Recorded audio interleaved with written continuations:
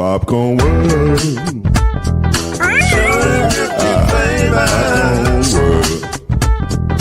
Popcorn World. Yeah.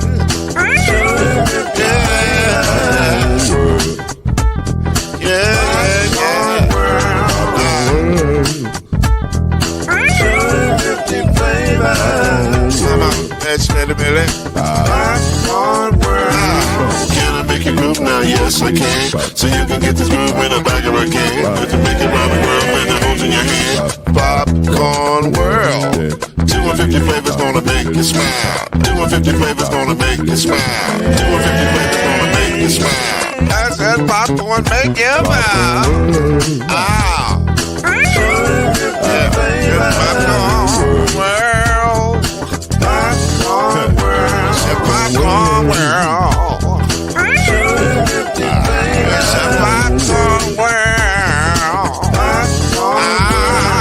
Popcorn World.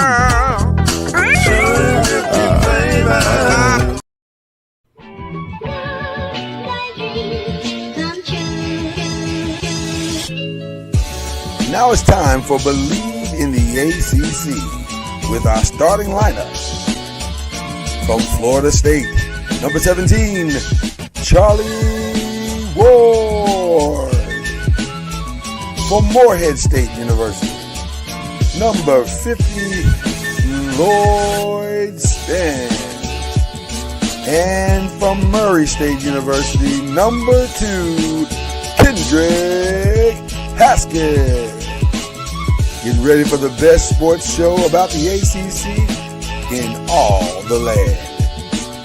Believe in the ACC starts now.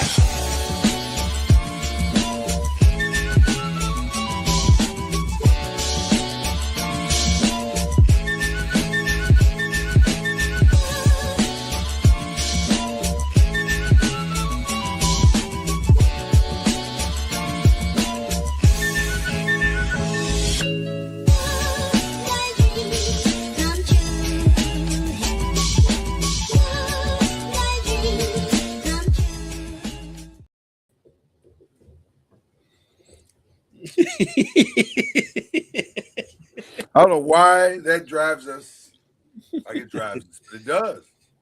It does. Boogie in your step. It's a good way to get the morning started. All that, that grogginess, gone. Yeah. Once that whistle starts, it's all good. That is Kendrick Haskett over there, blinking his way into the love of sport. I love allergy season. Love that.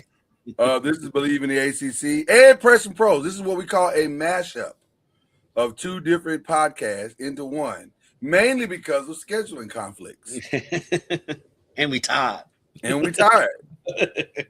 But nevertheless, we're going to give you all this sports information and news and opinion over the course of however many, long it takes us to get this done. Okay. And having fun. And we have a good time. That's the best part of the podcast. We're hilarious. Just by default. We're hilarious. Just listen, we're entertained. I don't know if you're going to be, but we are thoroughly entertained. Tell you, we're having a good time over here. Okay. Some things to talk about today. And I didn't want to just do a regular show today, Kendrick. I wanted to add a little, dare I say, pizzazz. Some je ne sais quoi. Am I using this right? Je ne sais quoi? So we're going to go through, play a little game here in just a minute. But before we do, I want to give you guys a quick update because we do the Believe in the ACC part first normally. And we want to give you a quick update of the standings, what's going on in the standings. Now, this is very much going to change because Louisville has already lost the game on Monday. So that's going to be different. Though, I don't know what happened. If they win at Clemson on Saturday, they'll probably still be ranked. Yeah, if they win at Clemson, which they should, then they'll probably just drop one place.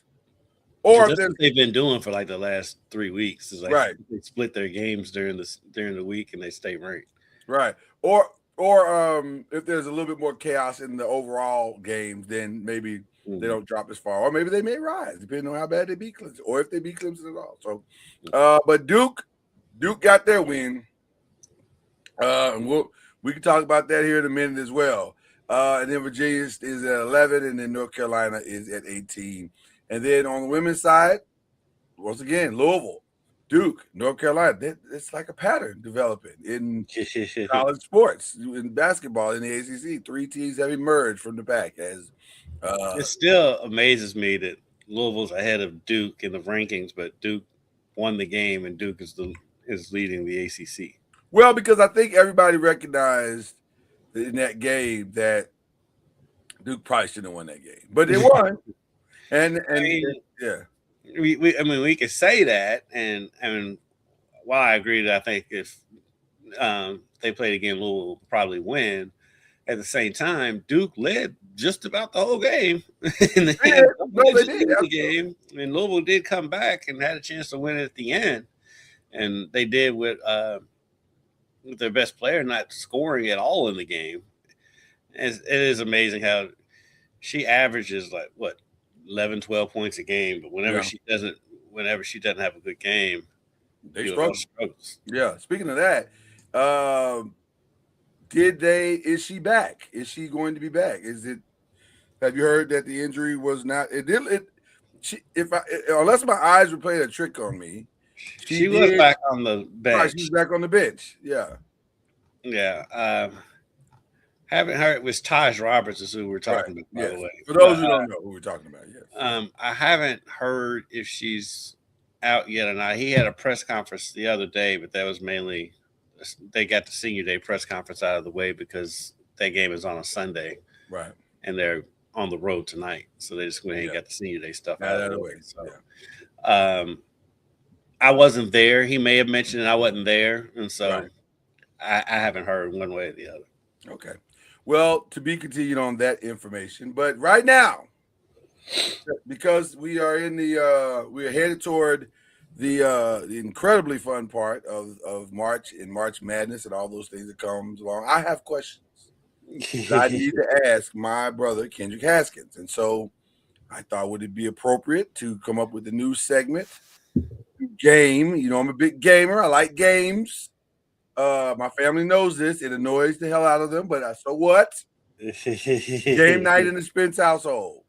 Matter of fact, I introduced a new game this past weekend. It was fantastic. Really, it was cool. But we're going to introduce a new game, and I hope you enjoy this, Kendrick. But this is still a work in progress. It's called Asking Haskins. Somebody's using the AI component. Hey! Production is not allowed to tell you their secrets, but yes.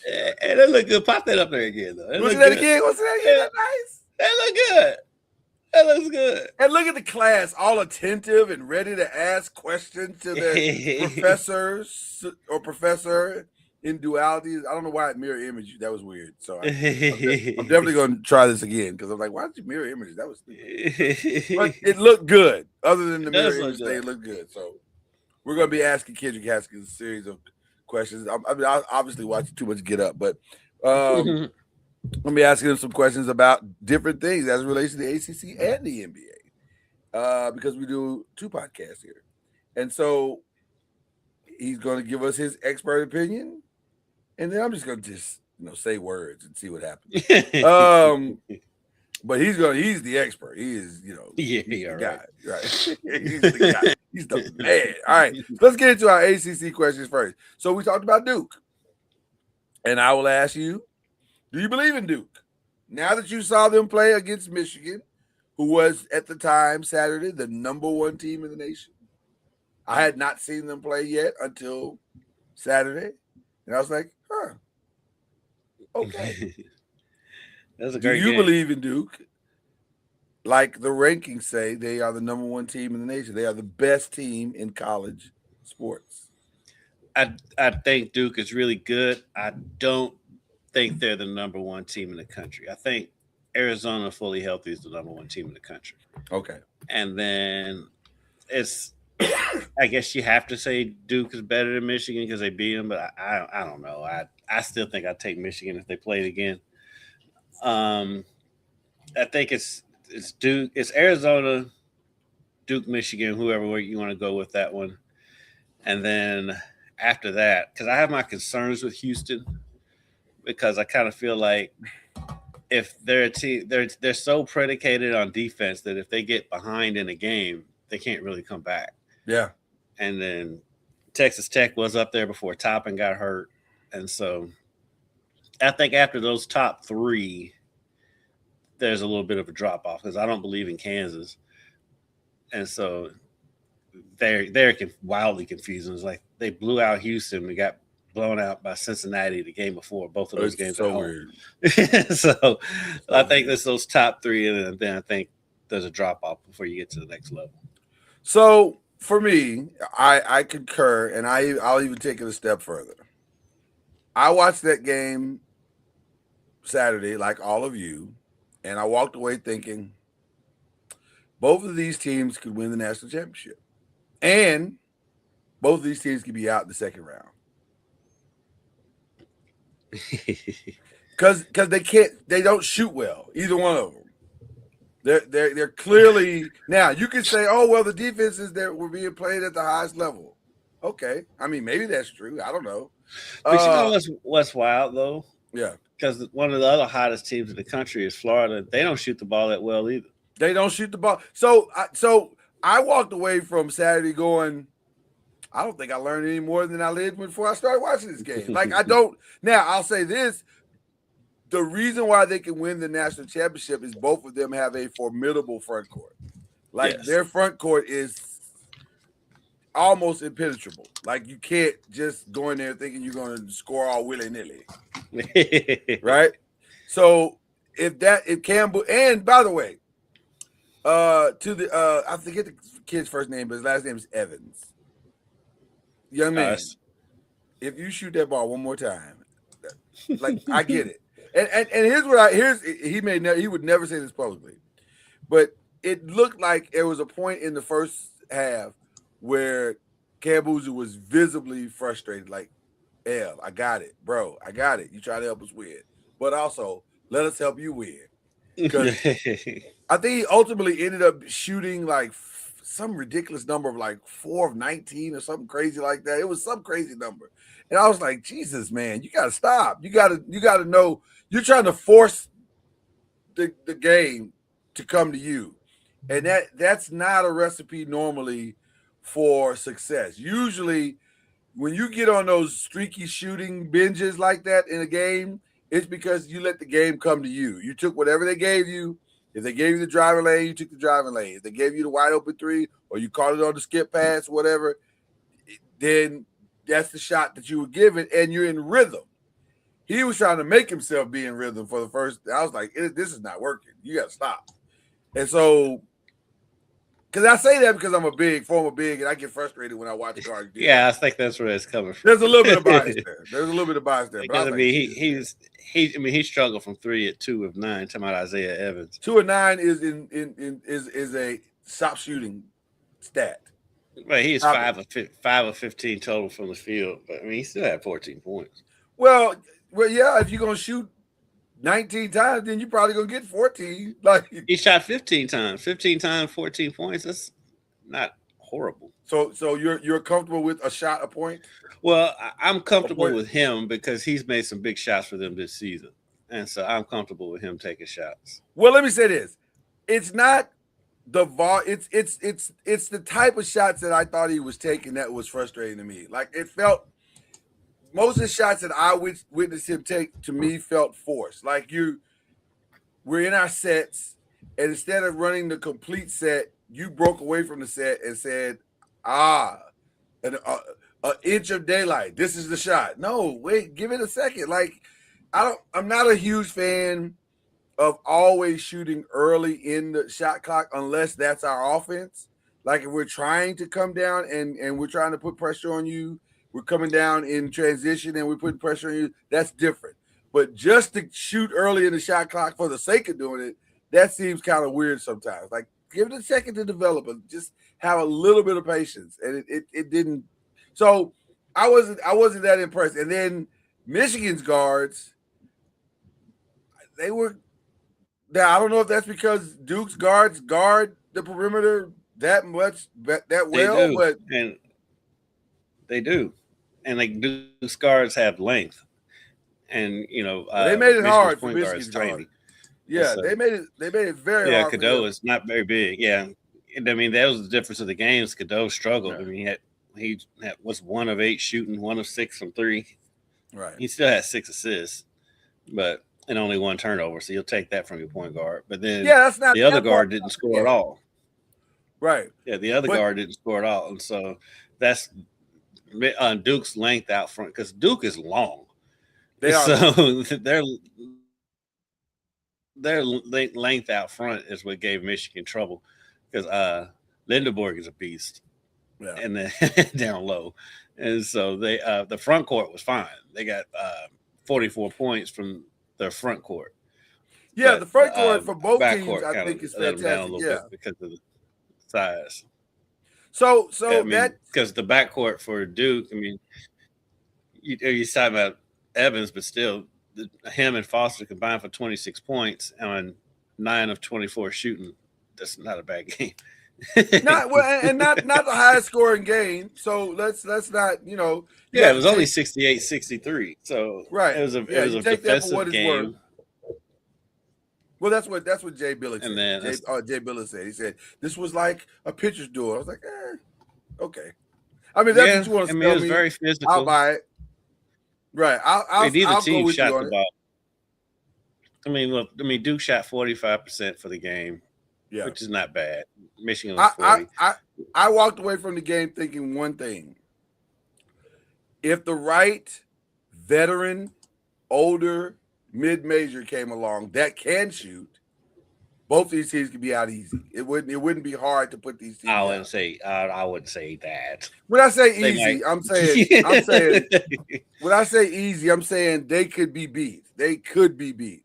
Like a weird scenario of I don't know, mid-major X start shooting the ball well. They don't fear Duke's guards. They have the requisite size in the backcourt to put that type of pressure on them, and it just get hot. You don't have to be great for 7 games. You have to be great for 1 game, and you're playing with house money because it's Duke or it's Michigan. So you can see a scenario where one of those. Now, I'm not saying that's going to happen in the first round. I don't think that's going to happen in the first round because both of them should get number 1 seeds. But could it happen in the second round? Could it happen in the Sweet 16? Absolutely. And also, they can play each other in the national championship.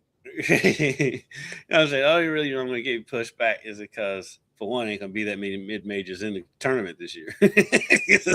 Well, then there's okay. So all the more reason why what I'm saying might be true. It could be a major that could gets hot. Because you only got to get hot one time. You can say that about every team in the tournament, though. Every I year. agree. and again, that's what's making my point. I don't think I walked away thinking that either of these teams were a lock. And that's crazy to say for 2 teams that are 25-2. But at the same time, I don't think I'm wrong. I don't think the top 8 teams. I think what you're saying is just that you don't think anybody's a dominant. There's no dominant team. I was expecting maybe one team to exert a little more dominance than it did. And I walked away thinking, not only are these teams evenly matched, but their flaws are right up front. And if you can find a way to put that down, find a way. What is that? But if you can find a way to put that type of pressure on their backcourt, it could be interesting. I think like I said, I believe in Duke this year. Only thing that gives me pause with Duke is the same thing. It's the same thing that gave you pause last year, but they still was a Final Four team. They don't have much depth. They don't have any depth. But they didn't last year either, and they went to the Final Four. So, but eventually it did catch up to them. But Cooper Flag and Cameron Boozer, they're very it's so weird how similar these teams are. How these Duke teams are from last year, because last year was Cooper Flag and Malawak. This year it's Cameron Boozer and Gongba. Yeah. Because at their front court, they keep having these very strong front courts, and then they let the guards come along as they do, and they're built the same way again this year. And I think they're going to make another Final Four run. I think it's going to be hard to beat them. Same thing with Michigan, as long as they're locked in. But Michigan, I mean, I don't know. You haven't watched them. Like you're going off one game. Michigan is blowing out teams. No. I've seen enough of the highlights and all this stuff, and I agree with you. They've been blowing everybody out. They look like. They walked into Purdue and beat them by. It was 11, but it wasn't that close. But I don't know how good Purdue is. Like I just don't know. But at Purdue is always. Yeah. I just don't know how good anyone truly is, and I think we're just looking for. But see, I say all that, and people are going to walk away like, man. So that means I need to fill out a upset base bracket. I'm like, I don't know about that. Like, let's slow down with that. Yeah, slow down with that. But I just don't know if there is no dominant for-sure team. The closest, I think, I agree with you in that maybe Arizona still is. I think Arizona is. Yeah. Once Koa comes back. That's the one team I have looked at this year and said, okay, they might be for real. By the way, since we're at Duke, do you believe in the Duke women? One of the best stories in college basketball right now. I do, because of their length, and they you can tell they're very well coached. And so, yeah, I think it's one of those things where you're not used to Duke women being, especially the way they started the season. Oh, man. But yeah, I do believe in them. I do think Louisville could beat them if they play them again. But their length is going to give teams problems. And guess what? That's what Louisville's Achilles heel is too. So what hurt them against Virginia is like length really gives this U of L women's team problems, and Duke has that. Well, let's be clear as we add to number 2 of Asking Haskins. The irony of the Duke men and women's team is that the Duke or the Louisville men and women's team are essentially having some of the same problems. Length is a problem. Their front courts are a problem. And here's what's crazy about Louisville's. They're getting great offensive production from their front court. It's just not translating to great defense always, and it's problematic. Now that's on the women's side. Now on the men's side, oh boy. So can Louisville, who has on the men and women's side reasonably favorable schedules, can they finish strong? Louisville women should finish strong. See, they're at Georgia Tech tonight, and then they're at home against Notre Dame, and they beat Notre Dame by 13 points at Notre Dame earlier in the season. So right. They should win out. That should go well. I think they'll finish strong. The U of L men, on the other hand, while they got 2 somewhat favorable, Clemson and Miami, and then they got Syracuse at home, but those are winnable games. They could win all 3. Yeah. Miami's tricky because Miami's had a really good season. Yeah. And also they could lose 2 out of the 3. If we're being honest, they could lose all 3. They could lose all 3. So your gut tells you what? I think they will. My gut tells me they're going to go 2-1. Okay. I have a feeling they're going to lose tonight. You have not tonight, but on Saturday. Oh, I was okay. Wow, I was like, wow, geez, okay. It's Saturday. No, it's the men. I have a feeling the men are going to lose on Saturday. Then they'll beat Syracuse, and I think they'll win at Miami. Why? Because Clemson's so desperate.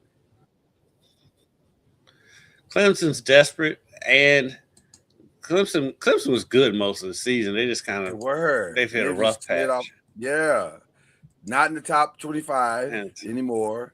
And I don't know if they're legitimately a bubble team, but I think they've slid to such a degree that it's, Yeah.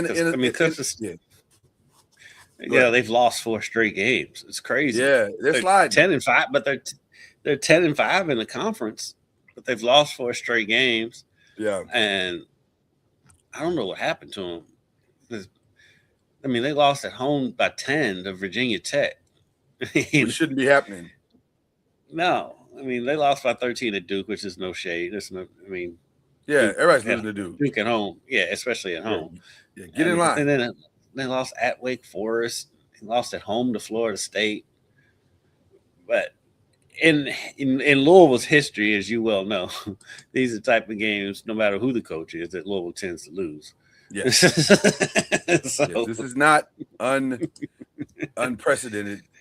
That's like I always say that about when they played Baylor, because Baylor desperately needed a signature win to make the tournament. It's like usually U of L ends up being team's signature win, but they did pull that game. They did pull that game out, and so we'll see. I think it's hard for me to envision Clemson losing 5 straight and 3 of those being at home, but they're accommodating right now. They're like they are very accommodating right now. Yeah, we'll help you out. We'll help you out.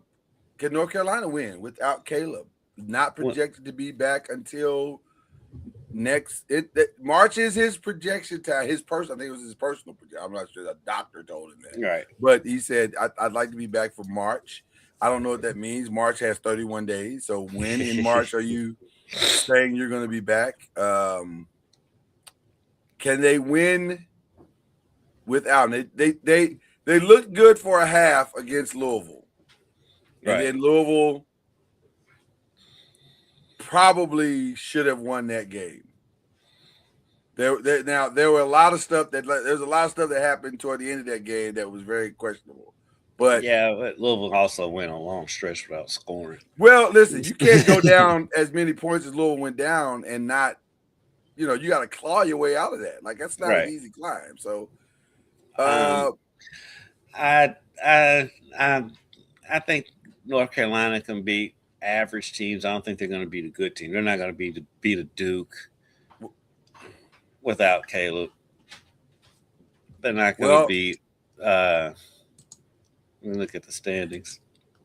He said he's going to be back by the time North Carolina goes to Duke. That's what he said. He's also 19. With all of his medical experience, he said, "I'll be back by the time." So that's March 7th. That's next Saturday. That's next Saturday. He said, "I'll be back by then." More power to him. Virginia Tech at home, Clemson at home, and then on the road to Duke, which is just right down the street. Feels like they could go at least 2-1. They should be able to beat Virginia Tech. The desperation of Clemson is the X factor. Yes. Clemson is fighting for their lives right now. Clemson is R. Kelly in a Gayle King interview right now. They're fighting for their lives. And so, I don't know. Saturday will tell us a lot about Clemson. Yeah, Clemson, if they lose this game, they could knock them out of the tournament. Could be bad for Clemson at that point. They may need to. They're squarely on the bubble. Yeah, 100%. Okay. All right. So I think I agree that they should be able to get through at least 2 of these games. I don't see how they beat Duke without him because they barely beat him with him. Right. It took a 3-pointer at the buzzer and not by Caleb to win the game. But so I don't know. All right. Question 4. The coach that needs a great run the most is the coach of what team? I guess we got to go back to Clemson. Like, I don't think he's on the hot seat, but I don't think anybody's on the hot seat right now in the ACC. To be I don't think so. Most of the coaches are new. I don't think so. But I'm going to float something here to you that our very own Charlie Ward is not going to like. Florida State is not having a great season. His first year coach, though. They're 14-14. That's it. Well, is that a great season? It's 500. It's not a great season. It's for a first year coach. It's a decent season. Okay. Considering where they were last year. I'll just say this: Tallahassee is a small town, and I'll leave it there for now. His first year coach, he's fine. Okay, I'm not saying he'll get fired this year. I'm saying he could, if let's keep looking at you. Stop like you don't know where I'm going with this. I know where you're going. I'm just ignoring you. Let's just keep looking at the trajectory and seeing where everybody's doing, and because one coach is doing it despite the resources, the other coach is not doing it, or he's kind of barely getting by with the resources. His first year. Mm-hmm. It is with the resources. Do we really know how much resources they have? I mean, Florida State hadn't been good in a while. They just it's been a couple of years since they've been relevant. but are they not getting the resources because of what? I mean, you had Leonard Hamilton forever. I mean, if he wasn't getting the resources, nobody gonna get it. Okay, then. So they only lost by 3 to Virginia, who's number 15. There you go. So I'm way ahead of this. They won at Clemson. Right. He's fine. I'm sure he's fine. You're just rooting for our boy. Man. This is his first. I'm always rooting for our boy. Let's start with that. I'm always rooting for our guy. One. I mean, they only lost by 4 to Duke. I mean, I don't know what happened against NC State when they got hammered, but NC State's weird though. Well, yeah, as long as they're at home, they're fine. Because they get, I mean, when they lose, they lose. They lose spectacularly. They lose spectacularly with full-throated losing. But when they win, they lost by, wow. I mean, Virginia beat them by 29. U of L beat them by 41. I mean, they don't mess around. They don't mess around with losing. They did only lose by 1 to Miami, but they've lost 3 of their last 4. But the one they won, they blew out North Carolina. But like you said, it was at home. They lost a rivalry game. They lost to Miami at home. Yeah, everything around there is a rivalry game. Yeah, I guess it's technically a rivalry game. It's not the greatest rivalry, but it's, you would think that it would be a big. But NC State doesn't win like that either, so that's why it's not a great rivalry game. I think as long as Kadir Copeland is your best player, this is what you're going to get. Why are we slamming Kadir Copeland? Like I'm not. He's because he's all over the place, and so he's either on or he's off. I can't believe he averages 6.8 assists per game. That stuns me. Maybe it's the ball just falling out of his hands into the other. Well, I think it's one of those things that he's not passing it unless you are going to score. Right. Like you're right by the rim. There's no one there. Right. Or you're completely wide open. And yeah. He was not against Louisville. That dude was not passing the ball. You didn't see one shot he didn't like. He said, I'm open. Dude, there's 3 people on you. I can see that. I can see a glimpse of orange. We're fine. So I think we both agree the most important game left on the schedule is North Carolina Duke, and every game that Clemson has left. For ACC standings, Clemson, that every game, not just Clemson, every game that's in that little pack with NC State, North Carolina, Clemson, they're all 3-10-5.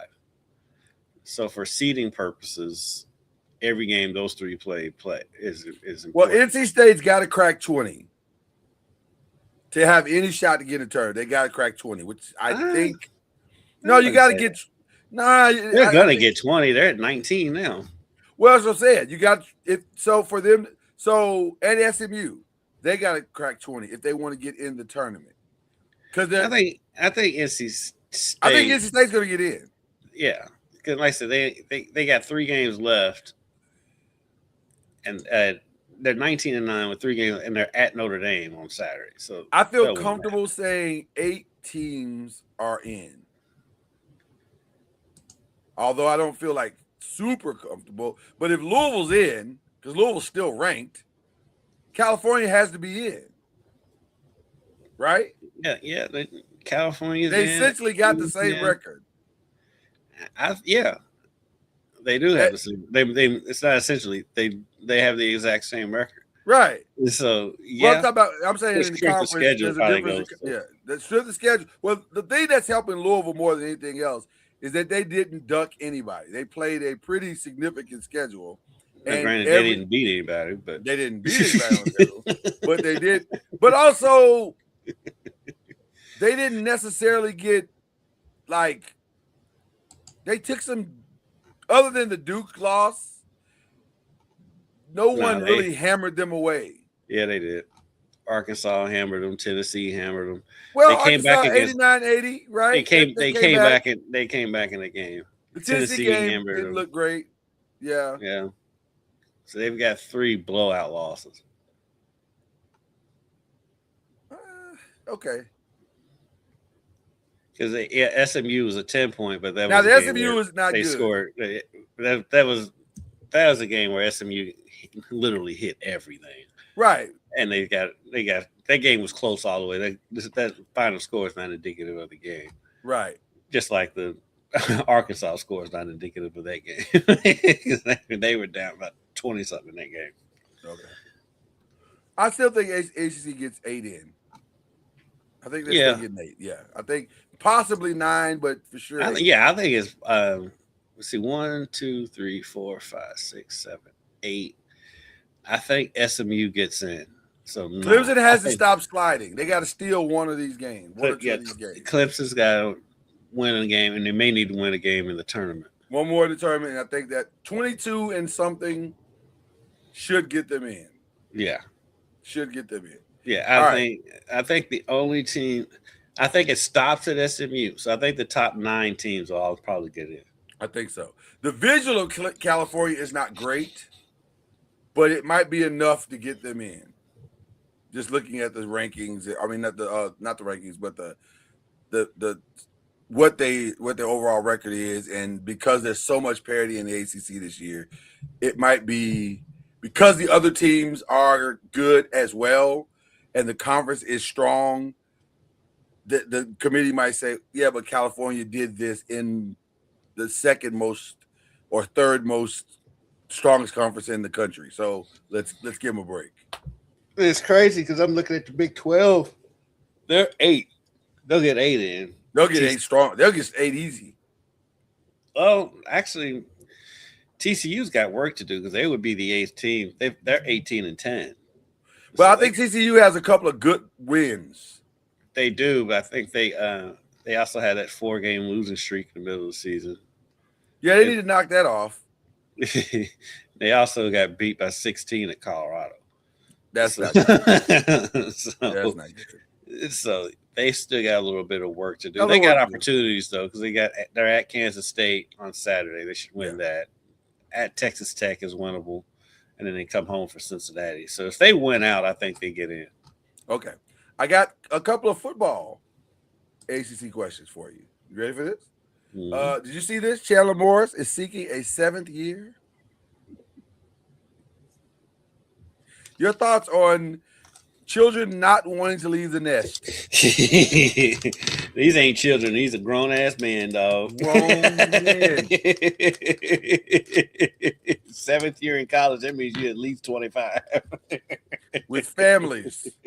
Man, it's probably got a mortgage and marriage and diapers. Jesus, man. What's his history? Does he have a bunch of red shirts or injuries or whatever? I would imagine so. It's he's got stuff. That's what they're filing. I've got stuff that happened to me, and I had an ankle twist, and so that cost me, like, it's whatever. It's the same old story over and over on a loop right now. It's you're not projected high. Here's the reality for those who don't know what's going on. These players are not projected high. Their agents are telling them they're not projected high in the NFL draft. They could stand now to make more money not going to the NFL than they would going to the NFL. So they're trying to get the best bang for their buck by staying. And to be honest, it's real life. They're not going to step out of college football and make the kind of money that they're making playing football. That they could make in this 1 year. I honestly, if I were in a similar situation, I'm not 100% sure I wouldn't do the exact same thing. I probably would do the exact same thing. Yeah. So, But- and you would too. Watching today on the or whenever you're watching, you probably would too. It's okay, but it is annoying. Yeah, because Let's I mean, like I said, these are grown men now. He's gonna be in the locker room. Say he gets it. He's 25 years old. He's gonna be in the locker room with a kid that's 18. Well, and then not only that, to fight so hard for this, He'll be in the locker room with a kid that was in middle school his freshman year in college. Right. Well, that's wild. That's so wild to say that out loud. Not only that, but you've kind of sealed your fate one way or the other. Because if you don't get the appeal, you can't. I don't know when the last day of declaration to the draft is, but it's got to be. We've got to be right there. I mean, the combine's going on now, so it has. Right, the combine is like literally today. Yeah, it had to have passed by now. So that means you're forfeiting everything. Like I said, if I'm the kid, I don't blame him for trying. But my thing is this hurts the high school kids. That's 100%. A high school kid who 100%. Hasn't made that money yet. They could be getting that spot, and so that's what I don't like about it. I understand them because, like I said, if you're a 7th-year quarterback, you ain't going to the league. If you ain't there by now, I mean, Tyler Shuck barely got in the league. And so now he got in the league involved, but he barely got in the league and he played 6 years. And so most likely, unless you have an amazing season, but I don't even think they're worried about the league at this point. It's just like, okay, I'm making this much money playing football. When I leave, all that's over. I got to go get a real job where I'm entry level and I'm not going to be making $250,000. Right. However much they're making. 100%. So I get it, but at some point we got to think about the high school kids who are coming out. Speaking of the future, as we just stated, the combine is starts today, and there are some very interesting conversations that are already happening out of the combine, one of which is the arm length of Ruben Bain. People are questioning his arm length. It's always something stupid. Well, I was going to look at the camera and say, and to that I say to you people, you're idiots. As a Cowboy fan, I'm like, all right, go ahead, don't pick it. Let him fall right down to me. We have formidable edge rushers now. And I still would say, if he's there, take it. He's that good. I think he's the best overall player in the draft. What are your thoughts? Well, you know me. I was saying he should have won the Heisman. I 100% agree. He's so... He did have a few games where he kind of played himself out of it. But, yeah, I mean, he is a freak of nature. But that's understandable.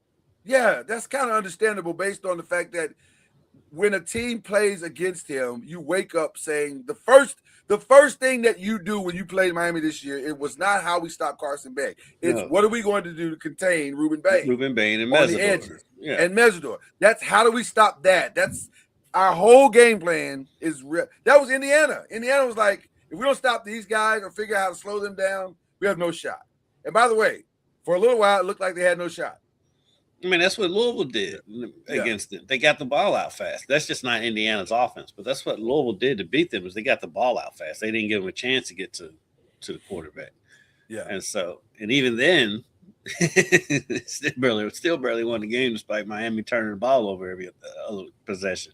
Yeah. By the way, I think Bain is probably the best player in this draft.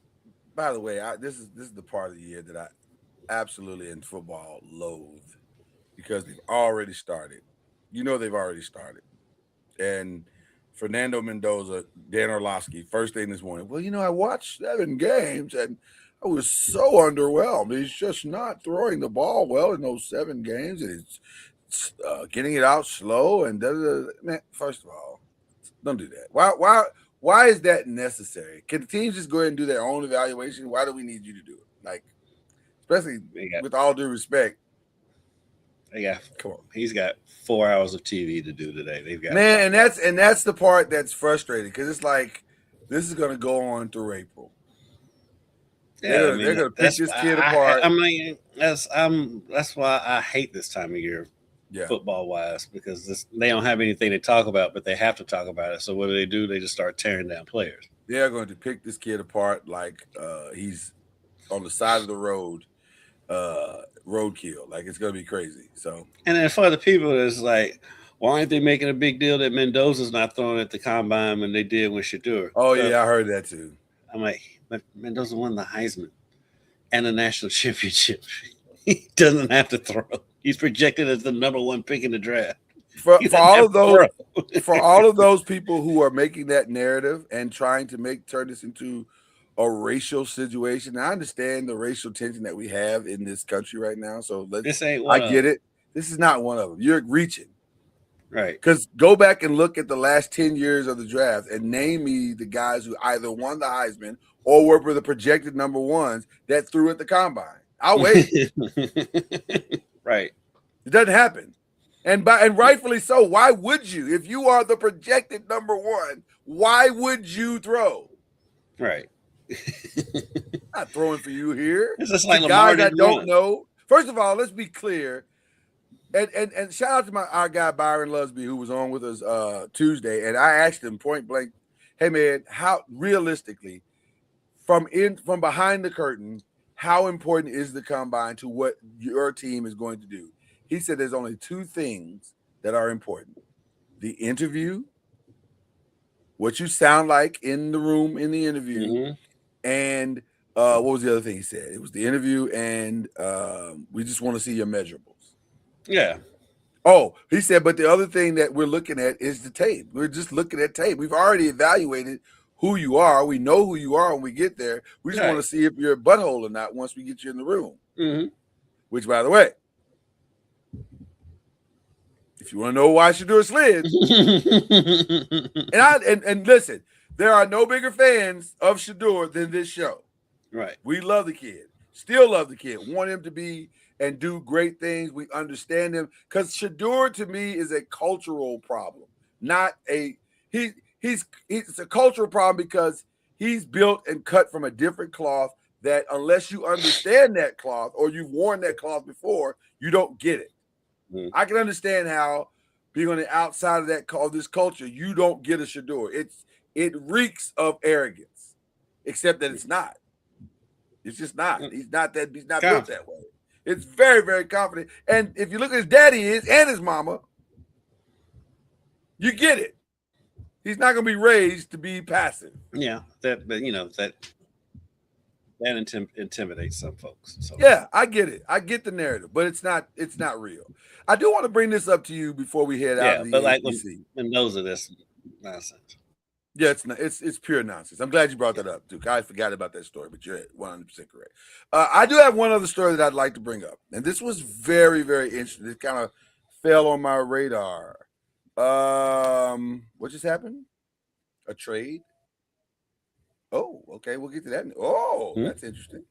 That's very interesting. We'll get to that in a minute. We'll talk about that in a minute. That's an interesting trade. Okay. All right. There's an article that came out yesterday, and I'll read the title to you, and then I'd love to get your thoughts after I give you a little background. Street agents exploiting athletes in NIL deals, coaches warn. And there's a quote, shout out to Paula. I'm assuming it's Lavigné because it's Lavigне. That feels like Lavigné to me. Like French, could be French, but could be Levine. She's from that French part of Compton. She's from that French part of Compton. Throw up your set. No, I'm just playing. That you claim. So they said so-called street agents who typically aren't certified agents or even attorneys recruit players around the edges of the game and promise to represent them in pursuit of college scholarships or deals for their name, image, and likeness.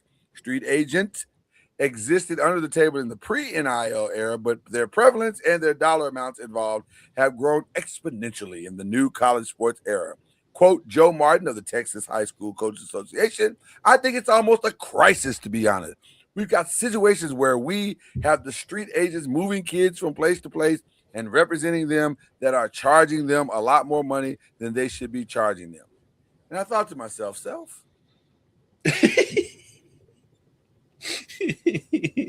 moving them from place to place,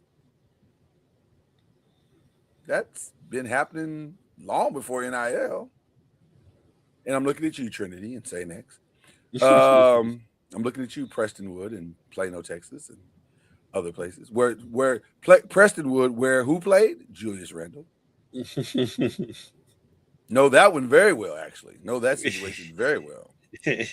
I'm saying, why is this a street agent thing all of a sudden? Because folk been moving. Folk been relocating, Kendrick. They've been relocating. But with NIL though, they do have agents now. The top ones. Well, no, but they're not. They don't have a problem with agents. They have a problem with street agents. Is what the article is about. Street agents are often former players, trainers, parents, coaches, or just people who say they have a connection to NIL collectives. Do y'all not realize, Paula? Maybe Paula didn't know, because AAU is built on street agents. Well, now they're more prevalent now, I guess. Don't do that. Are you buying into this for real? I'm trying to figure out why they wrote the article. Because you know what it is? It's somebody finally becoming aware of something that's been going along for like 15, 20 years. This is not new. Well, there are more now with NIL. There are more agents involved in college football now. There are more agents coming out of the shadows. Street agents, in her theory, have always been around basketball and football, but now they're not in the shadows. Do you understand where I'm going with this? Okay, all right. I knew you would get where I was going. I'm like, Nike literally built an entire street agent thing. And then Adidas said, we got the copy. Adidas thing, they got U of L in trouble with Bond. Do you understand what I'm saying? Like, what is this article really about? Like, I don't understand what you're writing about, because this is not a new thing. It's another angle. At the end of the day, it's another way of saying we don't like NIL at the end of the day. And it's like, get over it. I'm so sick of hearing about NIL. And it's saying, because I deal with it with the school up the road from us. Yeah.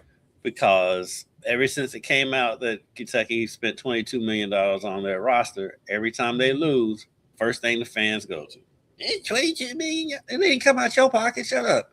Right. And then you contributed nothing. So what are we talking? What are we really talking about at this point? And then like, you know, I've gone on at nauseum about Jaden Quaintance, and they complaining and whining that he's not playing. I'm like, he tore his ACL. I mean, it was more than an ACL. It was an ACL and an MCL. I mean, it was a major surgery, and he came back 3 months early, and he couldn't go. Now they're saying he's still in. I'm like, get out of here. Yeah, I'm don't. So sick of the whining about NIL. Well, I'm kind of sick of them talking about street agents, because if I'm a young 17-year-old superstar and I'm being thrust into a situation where people are saying they're about to give me hundreds of thousands or maybe even millions of dollars, who's the first person I'm gonna trust? Some dude that I've never met before that barely knows my last name, and I'm only on his radar because I can hoop? Or am I gonna trust my Uncle Leroy, who's been in my life my whole entire time? I mean, aka Kawhi Leonard and his uncle. That's all I'm saying. You're a hood dude that ain't never been in and never had nothing. Who do you think they're gonna trust? Right. So this feels really like, why are we writing this article? Why are we really writing this article? Well, you know why. Okay. and that's why I brought it to your attention, because I'm not here for the foolishness. Y'all got to stop. Leave these folk alone. This ain't a problem when coaches, when Lane Kiffin takes his NIL deal, ain't nobody saying nothing. And like and we're not saying anything that the non-street agent or the regular agents are the one who are doing all these deals behind the scenes. So when the coach gets up there and he's like, I've never talked to such and such team, right? He hasn't. His attorney and his agent has. His street agent. His street agent literally went and did a deal while his team was fighting for the playoffs. Right. That's okay? You're okay with that? it's the hypocrisy for me. Mm-hmm. So okay, all right. That was just something that got on me. Got on me, and I needed to get it out. I got it out. I feel better. All right. Let's jump on into, just for time's sake, let's just go on over there. We won't even play the song, although I love the song. Love the song. Love the song. But we're gonna go on over to Press and Pros right now, and let's start with some not breaking news, but yeah, breaking news. James Harden fractured his thumb. Did not play last night. On a shooting hand, or I'm not sure exactly so the way I understood the story is that I think it's a shooting hand, and I think it's fractured, but not to the point where he doesn't think it's going to cost him the season or he's going to have to sit out a lot of games. It's his right thumb, so it's not a shooting hand. Or it's not a shooting hand. Okay, so it sounds like despite he's just set because of pain and trying to deal with whatever it is for now, but it's not going to require surgery. They're figuring out a treatment plan for it, and he's gonna probably finish the season. So he'll have who plans to play through the injury. Yeah. So it will not require surgery. So yeah, just treatment. So it's just something to keep your eye on, like. But he's not playing that much defense anyway, so it might not even matter. Well, because I looked up and saw they lost at Milwaukee. I was like, how did it happen? Oh, because Donovan Mitchell and Evan Mobley all sat out that game. Right. They decided not to play, most of them. So it's interesting. It's just an interesting story to keep your eyes on as this season continues to unfold, because they are building some continuity with that backcourt for sure. And Jared Allen hasn't looked this good in 2 years. Like, he looks like what we all thought Jared Allen would look like. I'm a big Jared Allen fan. I love him. I am too. I love his game. I don't know how him and Mobley haven't taken that next step. And I think they are going to take that next step. I think they should be. They have the potential to be the best front court in the league. I'll tell you exactly how. I'll tell you exactly how. Darius Garland, with all due respect to his game, and I think Darius Garland is a great player, he's not a real true point guard. He's a scoring guard, and that can pass every now and then. He's more of a point guard than what they have now. His problem is he's not available. Well, that's also a big part. Well, no, I disagree. I think James is actually better for them than Darius is. James is at least gonna hit you with a lob at the rim, which is all you kind of really I won't want. disagree with you there. I do think James is. I mean, I kind of think they got a steal there. They did. They did. Not even sure how they pulled it off, if I'm being honest with you. A guy that doesn't play ever for a guy that never misses a game, that doesn't feel like an even trade. Well, when James Harden is ready to go, you get him out of there as fast as you can, because he will make a mess of your organization. And that's the other part. That's the other part. The first thing they got. Well, that's true. That is true. The Clippers are like, what you doing Saturday? Yeah, the bus is gonna be here. If you don't mind getting on it. Okay. So as we announced earlier today, we're asking Haskins. And so we're gonna get into some NBA questions with our guy here. And my first one is, are we overlooking Detroit? I keep hearing Boss's name. We just talked about Cleveland. Everybody's saying Spurs, everybody's saying Thunder, but Detroit looks. I don't think they're being overlooked. I just think people when you have a young team like that that's never made the run before, there's always going to be questions. And then when you have a team like Boston, who is experienced, who's having an unexpected. To me personally, I don't know why people are so shocked that Boston is still competitive in an Eastern Conference that wasn't that good this year, and they still have Jaylen Brown. Yeah. I was like, Jaylen Brown's gonna have a breakout season. I said that in the summer. So, yeah, you did. So it's just that they're young. When you never seen them do it before, and then the Spurs are getting a little of that too. People are like, "Oh, Spurs are going to be good, but they've never made the run before. Can we trust them?" And so, I think that's what it is. I don't think they're really necessarily being overlooked because they have the best record in the conference right now, in the Eastern Conference. And so, and they just played the Thunder last night. I think they won that game. They won that game, but also the Thunder didn't have anybody playing. Right, so, right. But I do like Detroit. I don't think they'll make the run this year necessarily. I think they're still maybe another year or two away, but they're coming though. Cade looks the part. Let's start Definitely. there. Cade looks the part. They got their anchor for sure. Duren looks the part. Mm-hmm. I love Duren around the rim. I would argue that the Cade Duren combo is starting to become one of the most formidable combos in the NBA. Like, I didn't realize he was as physical as he was until I watched the All-Star game. I'm like, this kid is like a house. Like, he's a huge human I being. told you who Jalen Duren is. He's Orlando Woolridge. He is. He's like, but he might be a better version. He might be a better. He's he's a more modern version of him, but Yeah. like he's built just like him. His face looks just like him. He's massive. I was like, Jesus, man, Yeah. you are a huge human. So yeah, I like what they're doing. I really, really like what they're doing. I think the media doesn't want to take them seriously because of their youth. But there was another team that was young too, named the Oklahoma City Thunder, and that turned out pretty well in 2 years. Now, I agree with you. They may be way ahead of schedule. Yeah, and plus, I mean, the Thunder were young when they won it last year, but they made the run the year before too. And that's my point. I think this is their year. This is their first year to go as deep as they can go, and then next year they may be unstoppable. We'll see where it goes. It'll be interesting next year, especially if the Celtics keep it together, which I think they will. Then you got something. I don't know. I still don't know.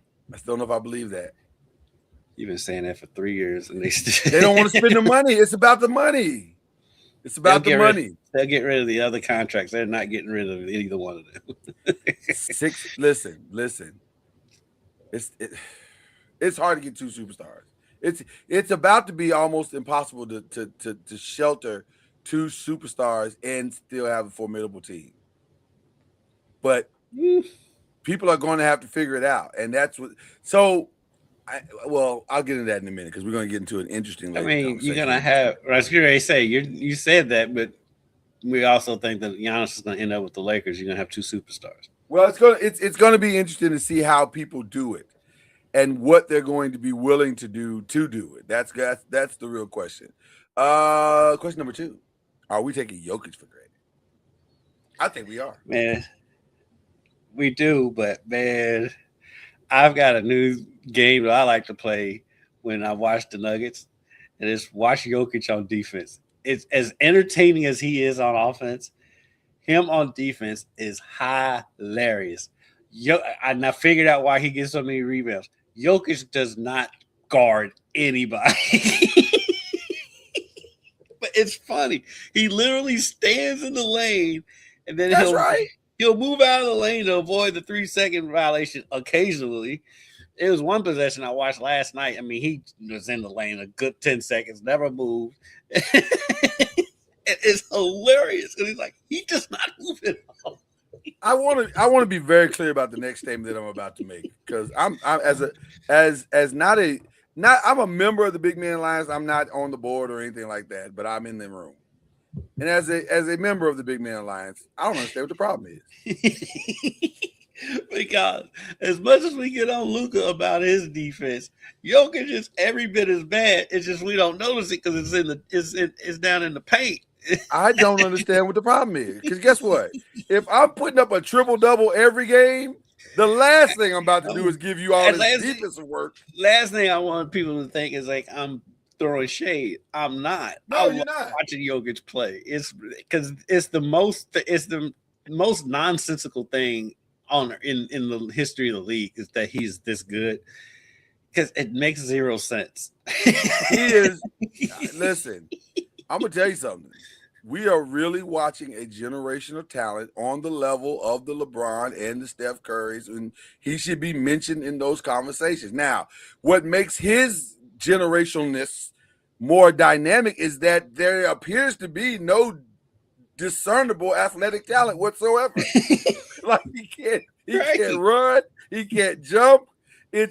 But yet, and his jump shot looks god awful, and yet he never misses. It's a set shot from behind his head. From behind his head, he is breaking all of basketball's rules. You got to be in shape. No, you don't.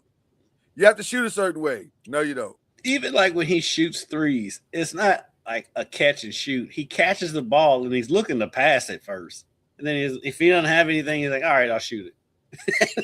And by the way, when he slowly hawks those big arms behind his head, literally behind his head, to shoot those last second threes from almost at half court, you're thinking there's no way that's going in, and then it always goes in. That's the other thing. He makes them off 1 foot. He made one foot. last night falling out of bounds. This touch around the basket can only be compared to Hakeem Olajuwon. That's it. That's the list. Like, it's insane. I study his footwork.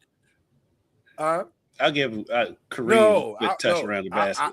I would say no. I'm not saying better. I'm saying in that realm. You're not gonna like people. The OG ain't gonna like what I'm about to say. Jokic's touch around the basket is better. It's better. It is. I'm sorry. It is.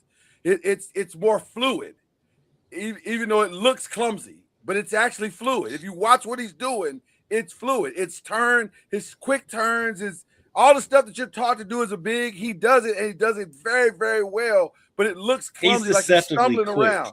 Oh my God, that's the frustrating part about it, because he'll back turn you so fast, and you don't have time to even think about that he's about to do it.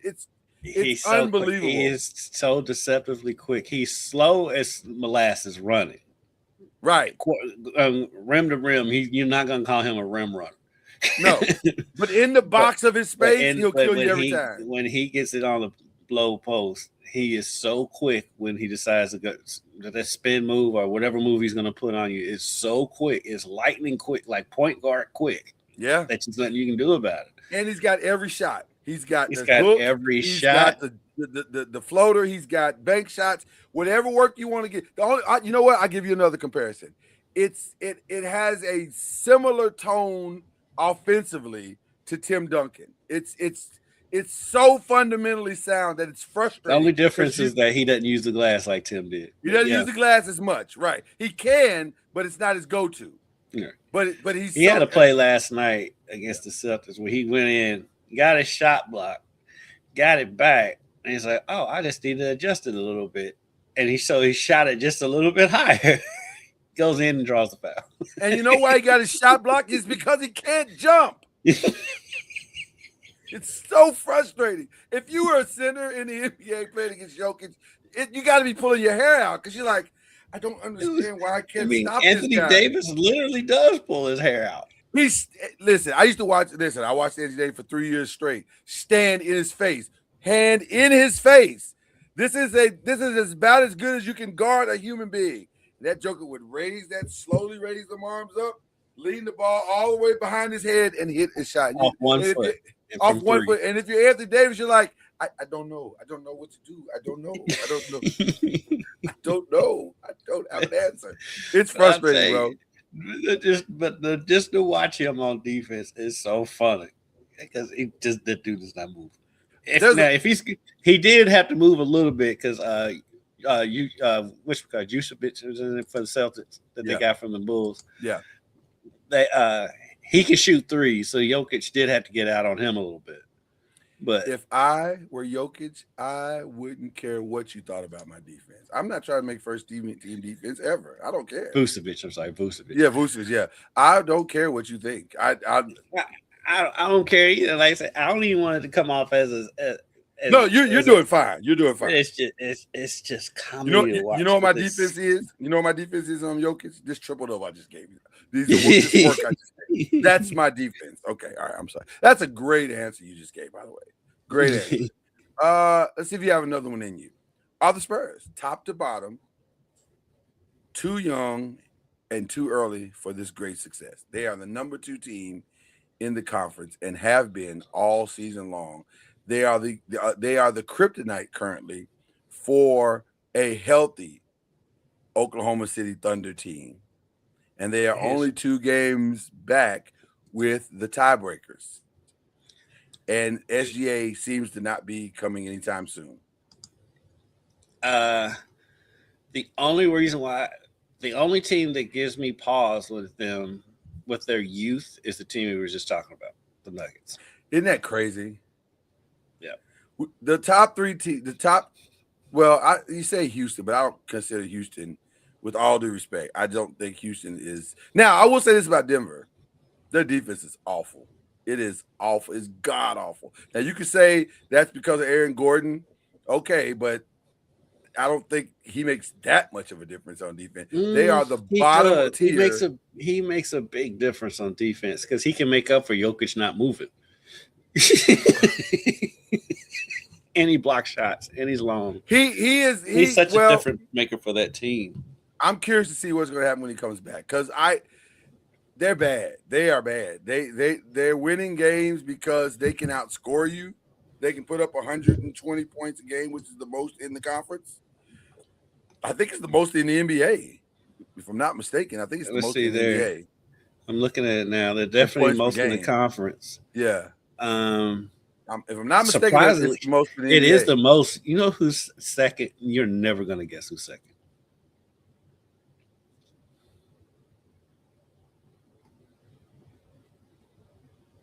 You'll never guess who's second in the league. It's cool. You had a nice little freeze going there. That was cool. Am I still froze? We were both froze. It just froze in the middle of the show. Yeah. Right, so, are you willing to guess who's second in the league in scoring? Second, probably Oklahoma City, right? Nope. No, you're not gonna guess. Let me go ahead and just say it. Oh yeah, I am gonna guess because I just saw it. That's ridiculous. Miami Heat. It's ridiculous. That is how, Sway? How? That makes no sense. It makes zero sense whatsoever. It makes 0 sense that they're second in the league in scoring. However, it does make sense. They score 120 a game and give up 117 a game. That's the most Heat thing ever. It's weird that the Heat are that bad on defense. Not really. Under Spoelstra, they're usually a good defensive team. Yeah, but they don't have the parts now. Like you counting on Tyler Hero to be a defensive stopper? Man, I would almost argue that Spoelstra should get Coach of the Year for that terrible roster to be. For them to even be competitive, right. And they're still in the play-in situation. Yeah. I mean, well, hell, if it was the normal NBA where it used to be, they'd be in. Because they're eighth in the conference. So yeah, they're right. He might deserve. He's not. He won't get it, but he may deserve Coach of the Year because that roster. I'll say this about the Spurs. The one thing that makes me think maybe they might make the jump. I don't think they can win it. But boy, Wemby cures all ills. He kills some. Yeah. But he has some weird games sometimes. So like the other night, he had like 12 points and 8 rebounds. Well, he's so young. He's still young. Is he 21 yet?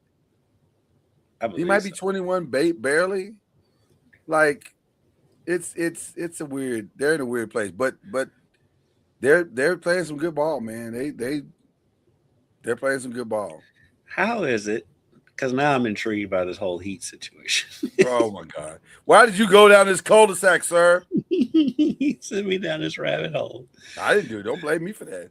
Guess who's second on that team in scoring? Oh, God. Just because of statistics. Not in total points, just per game.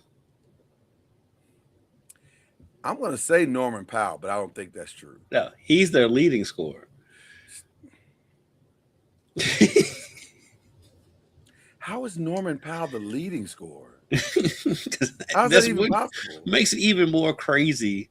Okay, so we all have to stall it.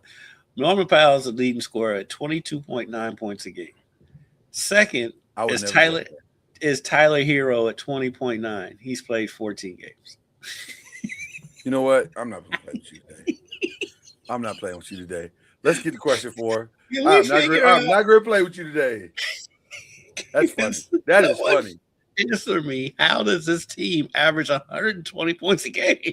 Shout out to Pat Riley. How? Pay no attention to the man behind the curtain, says Pat Riley. I mean, Bam Adebayo averages 18 points a game. Legitimately, because he's there. Yeah. I don't know how. How does this team score 120 points a game? It makes it's an anomaly. I could see Bam Adebayo asking for a trade this summer. He loves it there. They love him. They build everything around him. Now they don't land anybody. But I mean, I could see him asking for a trade. I don't know. I could see them. It would make sense for them to move on from him and rebuild. But he's Minnesota. He's Minnesota Kevin Garnett right now, and he's not even having that level of success. He is. Well, no, I guess that's not true. He is having that level of success. He's been to 2 finals, technically. Yeah, he says not technically. So, you know. I mean, but I could also see him asking for a trade and saying, enough is enough." Only way, who was trying to trade for Asia? Was it Golden State? Golden State Valkyries. Now, there's a rumor that both Golden State teams are going to make a play and it makes sense for Beja. Is that, you like Beja? No, but it's the only thing that you can get out of that. I was going to say you can't go Ajam. That's crazy. You got to go Beja.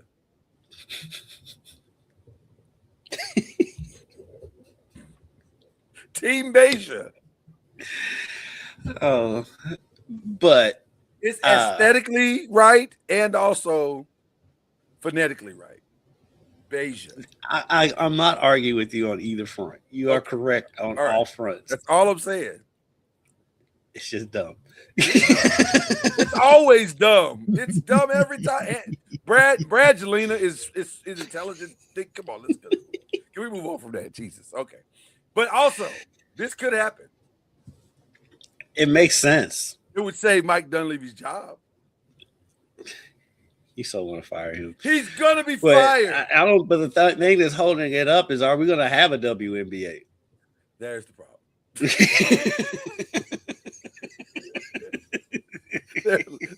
there lies the problem. We've got to the root of the problem. But now you made me. I'll throw this question out. The deadline is March 10th, by the way. Throw this out there to you. Talking about your Lakers.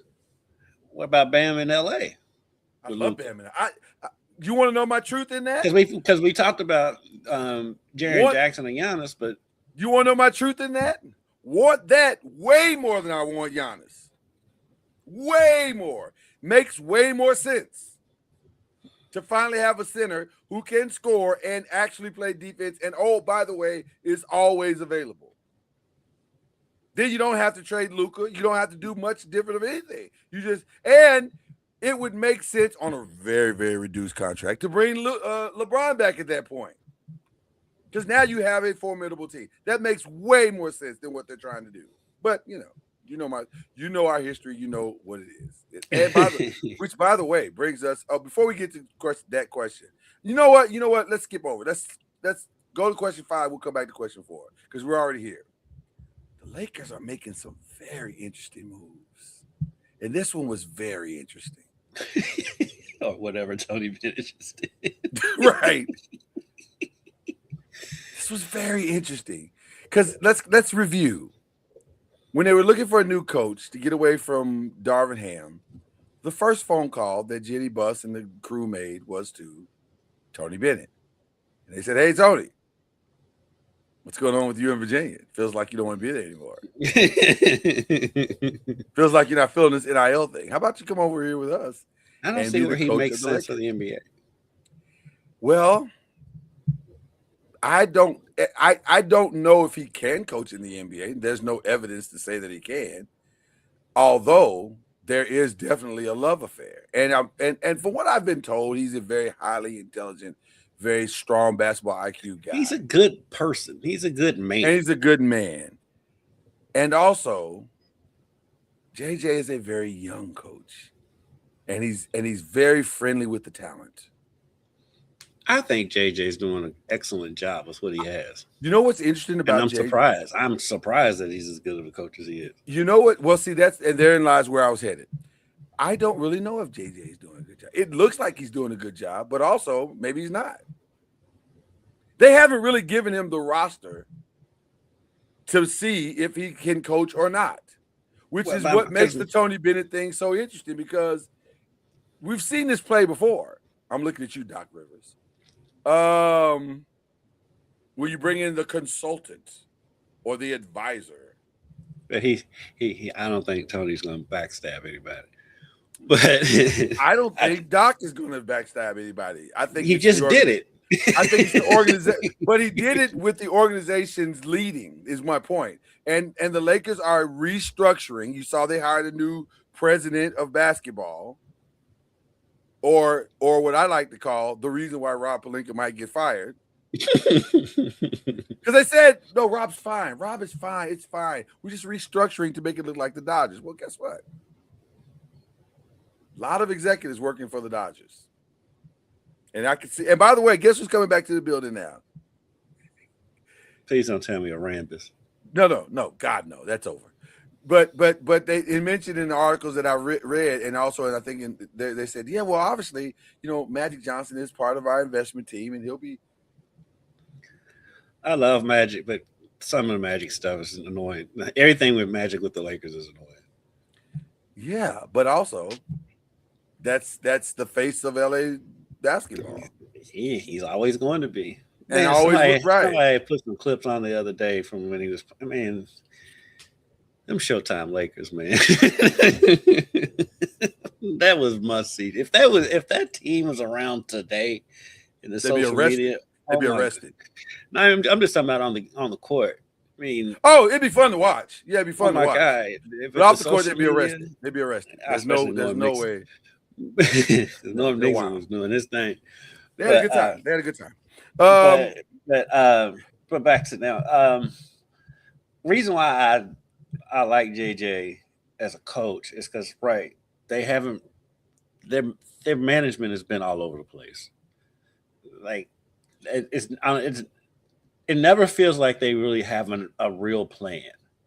It's like we got LeBron, and it was like, okay, well, LeBron, you kind of do everything. And then now that LeBron's to an age where he can't just carry you to a championship anymore, they don't really know where to go with that. They brought in Luka, which you can't really give him credit for that because Nico just wanted to get Luka. Well, no, I that's where I will disagree, because I think once they realized LeBron can't do everything, that was the pivot point. We got to do something, and they got desperate. And then Nico called in, and then Nico called in the middle of the night and said, "Hey, man, I was just thinking about some stuff. Tell me, let me throw this to the wall. See what happens." I can't wait till that book comes out down the road. Oh boy, that's gonna be good. That's gonna be great. Nico should be finishing that up in about an hour and a half, and we should get that on the New York Times bestsellers list for sure.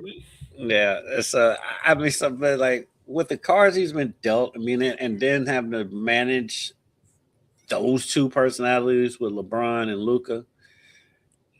Those are two massive egos, and it seems like it's working. And now they're not going to win anything, but they're not winning right now for sure. But the roster construction is not conducive to winning. See, I'm more concerned about Rob than I am JJ. Rob is what's that batter that used to play for the Cincinnati Reds that he was god awful hitting any kind of single, double, or triple, but he could hit home runs, or he was either going to hit a home run or strike out. What was his name? I can't remember his name. He was there forever. There's been a few. It's been a few of those. He said it's been a few of those. Adam Dunn. Dunn, yes, Adam Dunn. Rob Pelinka is Adam Dunn. I'll get you AD. I'll get you Luka. But I also get you Russell Westbrook, Carmelo Anthony. I'll get you a bunch of stuff that you can't use. I don't know how. I've yet to see him effectively put together a complete roster consistently. So he can hit home runs, but I don't know. He's awful right now at hitting singles. Like the surrounding parts are never great. So I don't know. I don't know if he knows what he's doing. And by the way, that's why I don't know if JJ can really coach, because he's out there trying to make it smoke and mirrors and do the best he can with whatever's out there. But he doesn't have dogs. I say with everything we just, and that's why I think he's a great coach, because again, you laid it all out there. Yeah, they go out and get the big pieces, but they don't know how to get the others, like Shaq likes to call them, and like and a very tough competitive Western Conference. I mean, they're still in 6th. They're out of the play-in. They're if you're JJ, like are you behind the Timberwolves? If you're JJ, aren't you a little offended that they got Tony Bennett? Like, do I need an NBA advisor from a guy who's never spent a day in the NBA? That's weird. It is weird. I don't know what that is. But again, that's this Lakers organization right now. They just do stuff. It feels like they've kind of already. Names. Oh, they love names. The Lakers love names. It's like they got all excited about DeAndre Ayton, and every one of us was like, "You just went sideways." Like maybe. I don't know. There's no evidence to say this is great, but okay. Okay, let's get back to this. Contenders or pretenders, or a bigger pretender, the Celtics or the Rockets?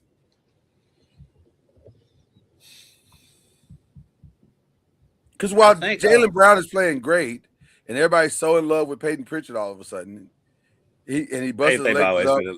They've been in love with Peyton Pritchard for a couple seasons now. I think I lean more towards Rockets more because of the conference. Yeah. Well, I mean, they're in there. I mean, they've got. I don't understand what you just said. Because they got 3 other legit teams who can win the whole thing. Oh, pretenders. I got you. Yeah. And they don't have a point guard. They don't have a point guard, and there's 3 other legit teams that can win the whole thing in Denver, San Antonio, and OKC, whereas Boston, I don't think anybody in the Eastern Conference can win it. So they can come out of it. So I don't see anybody in the Eastern Conference. You and I have settled the Jason Tatum argument, right? That's just not smart at all to try to bring that kid back. Only reason why I can see it is because of Jason Tatum, the person that he is.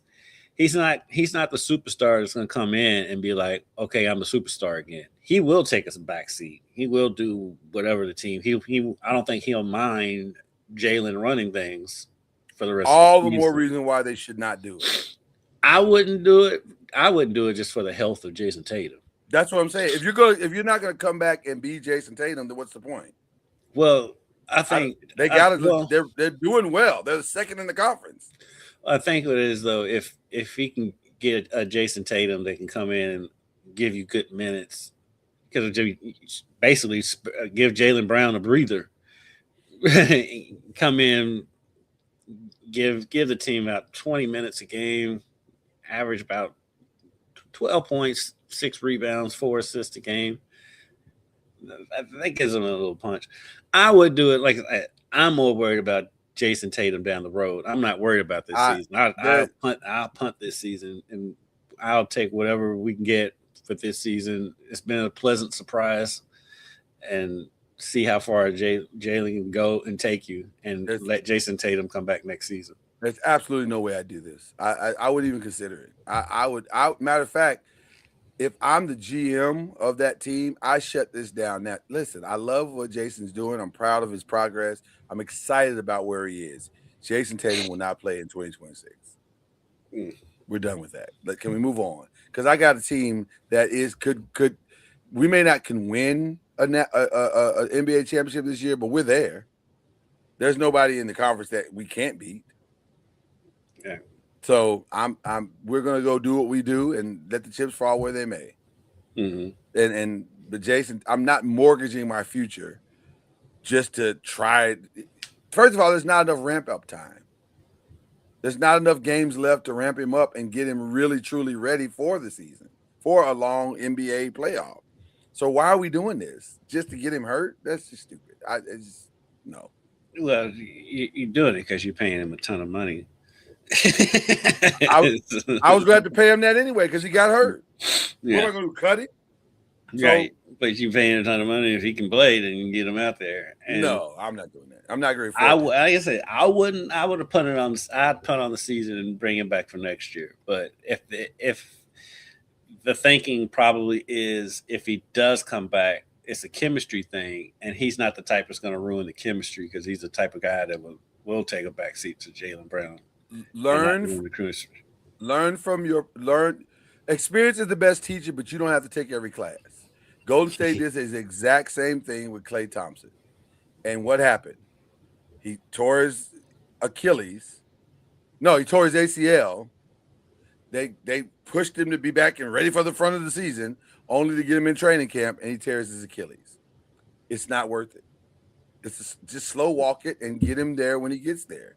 Let him move at a reasonable pace and get him there when he gets there. And it's fine to take a few extra months to get him there. It's fine.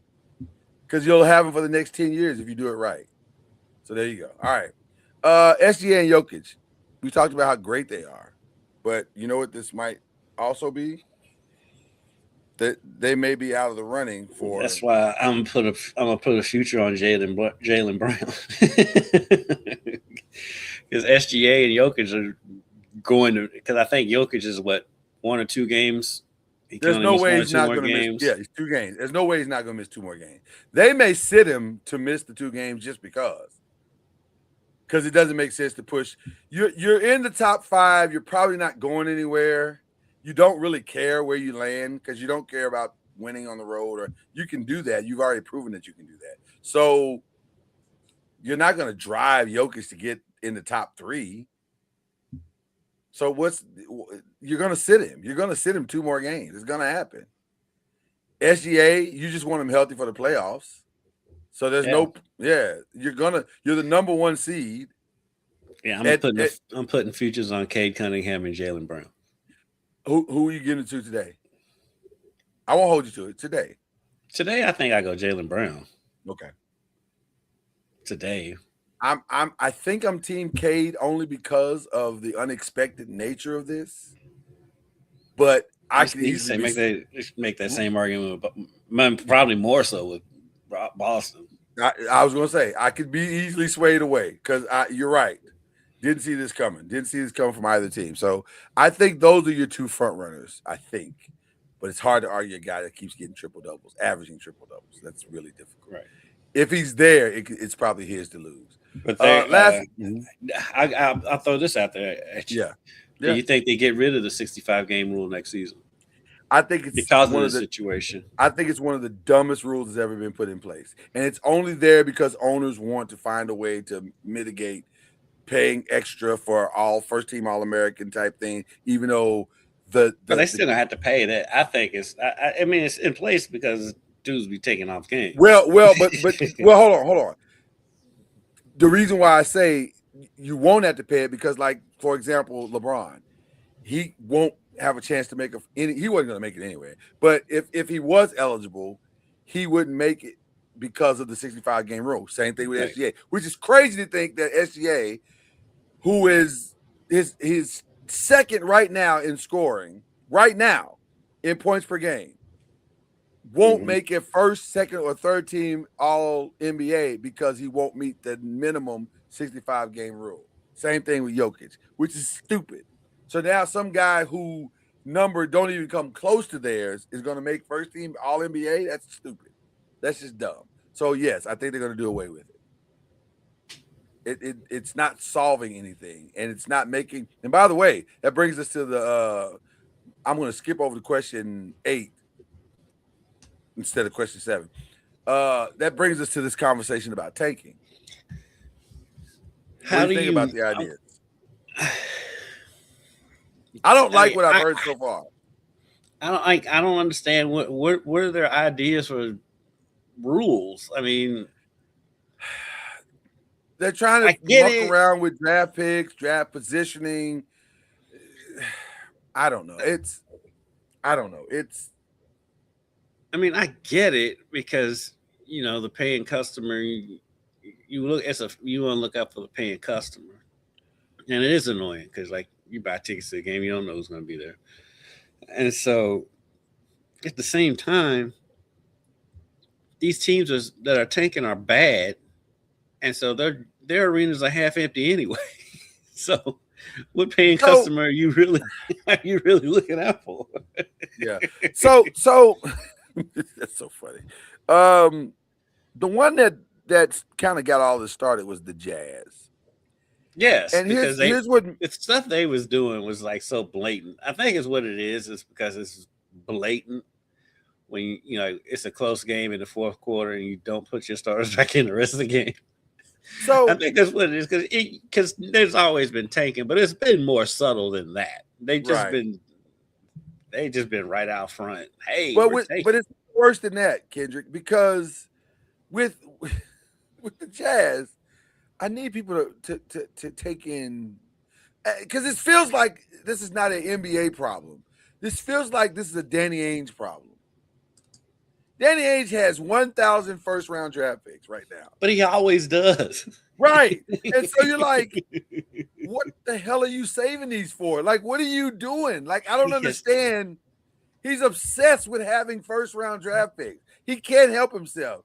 It like every trade negotiation with Danny Ainge starts with, how many first rounds are you going to give me?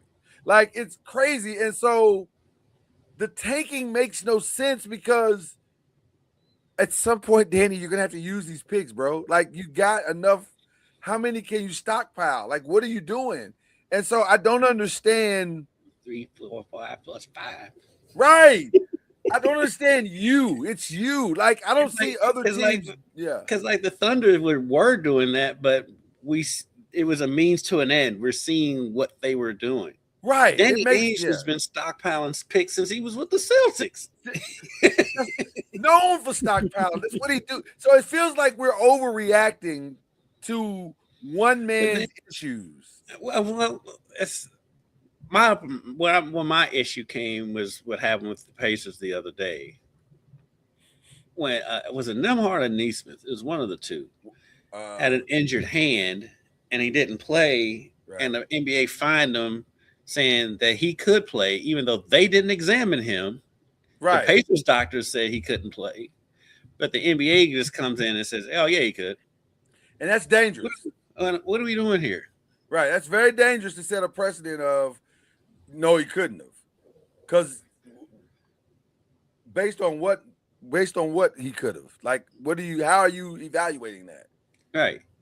So I just think I didn't like that.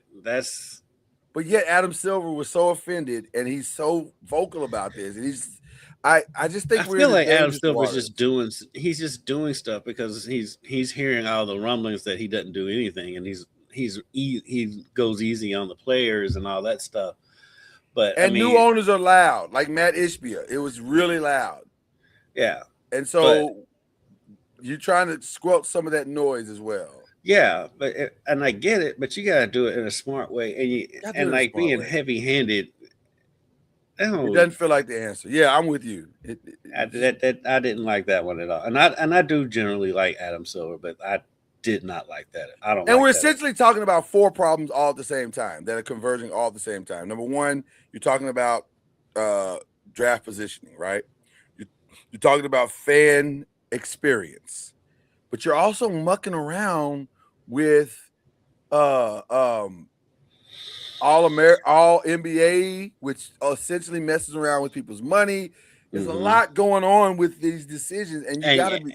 And and you brought up a point with the All NBA stuff that I hadn't even thought about, because I was like, well, yeah, the owners still have to pay that incentive with the All NBA players, but like you said, and what I didn't think about is like, yeah, but like paying.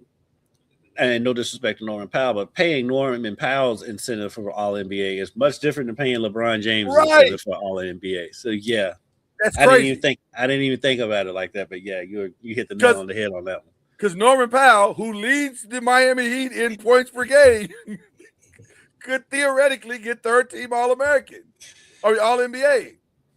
And guess what? He qualifies for it now. All right, the max, but it's but You paying Norman Powell $300 million? Right, exactly. That's crazy. And I mean, like your boy Austin Reeves. I mean, I've been saying all he's season. not going to qualify for anything this year either. He's missed too many games too. I think. Right. I think he disqualified himself. Which is the Lakers like. But again, paying him that incentive is much different than paying Luka that incentive. Way different. So yeah, I agree 1,000% on that. By the way, speaking of Matt Ishbia, offered $1 million to the All-Star weekend, saying if you get in the dunking contest, I'll put up the $1 million. If you get in the 3-point contest, I'll put up the $1 million for you. I mean, is that going to incentivize guys? Incentivize Matt McClung, because that's probably more than what he's making right now. Right. That's the thing. It's like $1 million to the stars is nothing. Yeah. Matt McClung is all in. He's in the NBA dunking contest next year for that $1 million.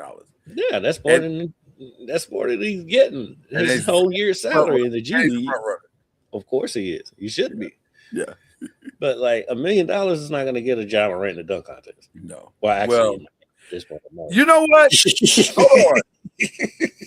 We might have just stumbled into something. By joking, we might have stumbled into something. That might be one of the smartest ideas you come up with on this show.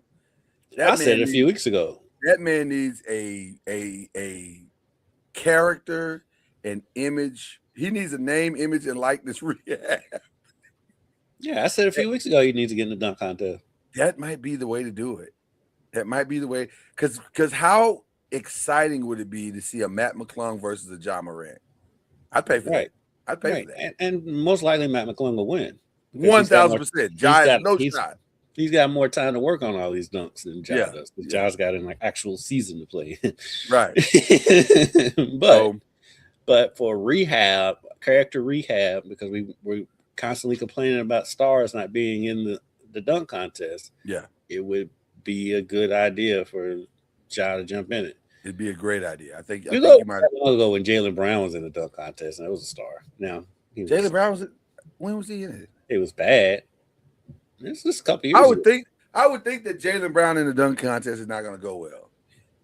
It was bad. It was just a couple years ago. Was it? Jeez, that's how bad it was. I don't even remember it. I remember it all. Okay, let's get to the rest of the stuff.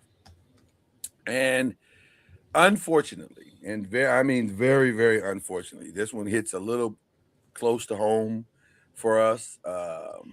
It's personal in some aspects. Not that we were deep friends with this young man or anything like that, but we have watched his career. We've watched him grow up.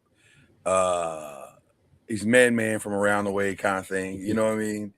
And it's one of the, I'm gonna be honest with you, for me, it's one of the most heartbreaking stories in a long time because I always liked the kid. I just thought he was special.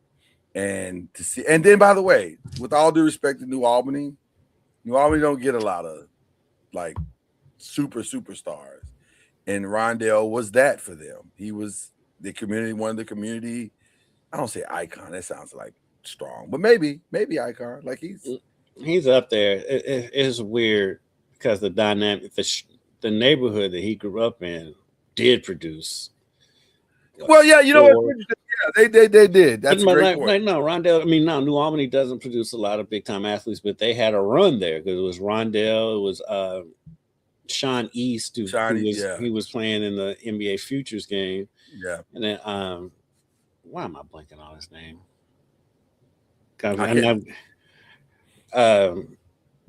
I know the names if you say them, but they're not. I'm looking at his face. Rowe, what is his name? Played at IU. He's bounced around the league. Yeah, I can't think of his name right now either.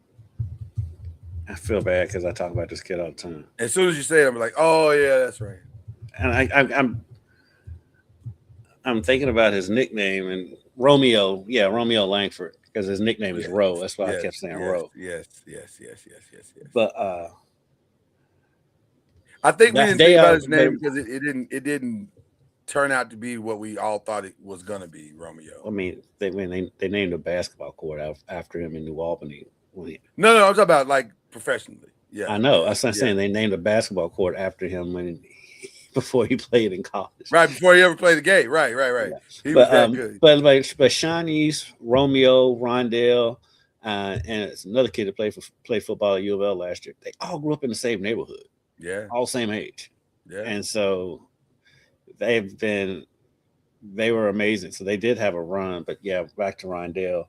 I covered Rondell in high school, and he was always very pleasant, nice kid, kind of quiet kid. But man, he was so good. He was such a player. He had a play in a playoff game where he caught a pass over the middle and literally just stopped in the middle of the field and then took off. And he was so fast, wasn't nobody going to touch him.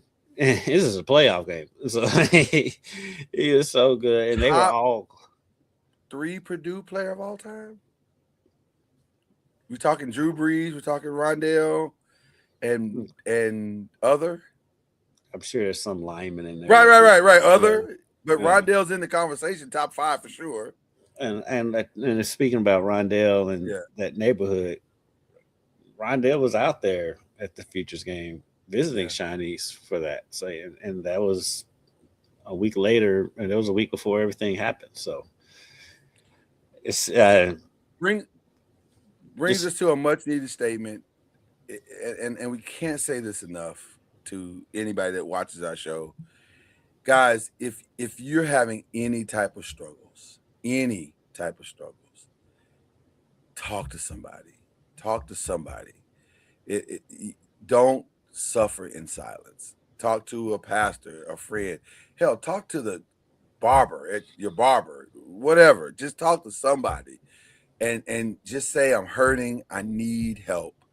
And just be honest about where you are. And don't suffer in silence, please. And because it's so crazy because I interviewed Rondell's trainer the other day, who he talked to every day.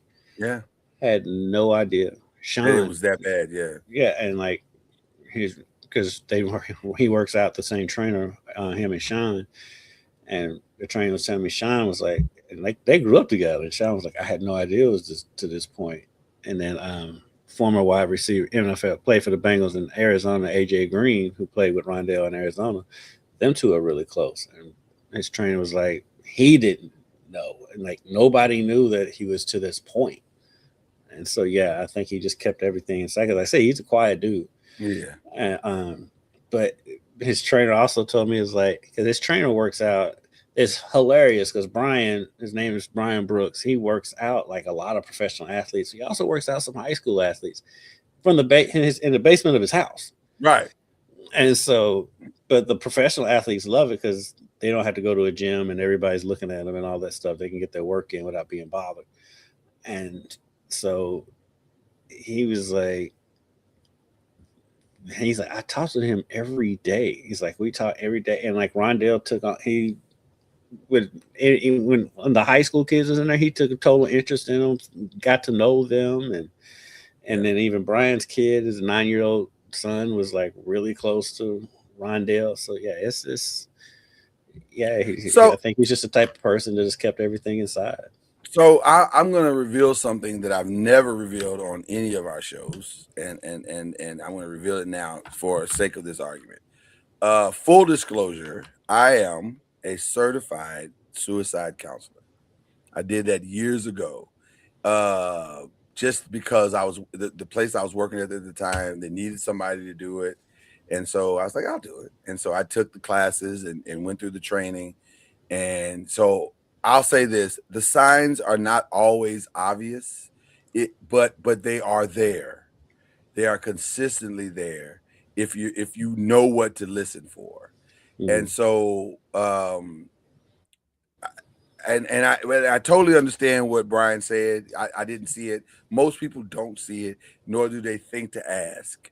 But I'll just say, on surface, check on your so-called strong friends all the time. And that's what Brian said. He said the saying is check on your peoples. He's like, but also check on the people who check on the people. Yeah, because they may not be doing as well as you think they are.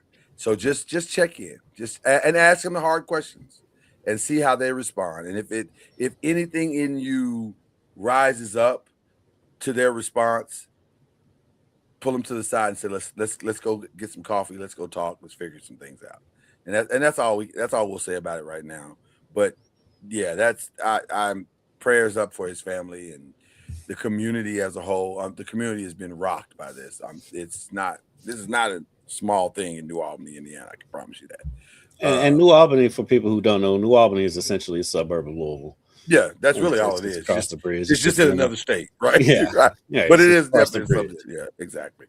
So we won't obviously end on such a sad note, but we do have breaking news. The trades have begun. The New York Jets are sending defensive end Jermaine Johnson to the Tennessee Titans in exchange for Vondre Sweat.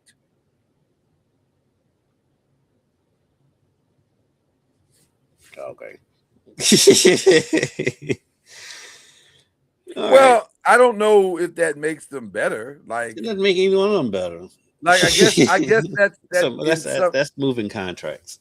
I guess in some ways that replaces Quentin Williams, I guess, but maybe not. It's like, I don't contracts. know. Yeah, I don't know. That's interesting. But the Bears are also getting calls for Tyson Bagent and DJ Moore. Yeah, the DJ Moore, when I heard his name come up the other day, that one kind of surprises me because he was brought in to be the man there. Well, that worked out. Yeah. Because Roma Dunze came on, but Roma Dunze gets hurt. He does a lot. And plus, I like the 1-2 punch of those two. I do too. And so, and then also the Bears are allowing Tremaine Edmonds to seek a trade. 26-year-old linebacker that's made the Pro Bowl is weird. Like, do they just not want to pay anybody? Is that where we are? They just don't want to pay anybody? I mean, these dudes are talking about moving to Gary, Indiana, so. Are talking about that. I heard that, and I was like, really? And like, Gary, Indiana? And when I first heard the story, I was like, oh, whatever. They're just leveraging Chicago for a new stadium. But it's really gaining legs. Like Gary got money like that? Or the land's cheaper? The land's cheaper, and it's the state of Indiana. They want it. Like the state of Indiana is going after it hard. And so, and actually, I think it may have, let me double check that because it was Gary, but now I think it's somewhere else in Indiana, but it's still in the same general area. And like New Albany, Gary, Indiana is just a suburb of Chicago. Anyway. It's more Chicago than it is Indiana. That's weird to me. I don't know what's going on up there, but shout out to the mayor of Chicago who's about to lose the Bears. How'd you like that on your resume? How'd you like that on your re-election resume? I'm the mayor that lost the Bears. Hammond, Indiana. Yeah, Hammond. Hammond's got a little dough. I think that's why they're doing it. Hammond's got a little dough, if I remember correctly. Because Hammond's near French Lake, right? That's wild. It is wild. It is very, very wild. I mean, it might be a little bit further north than French Lake because French Lake is not that far from here. Yeah.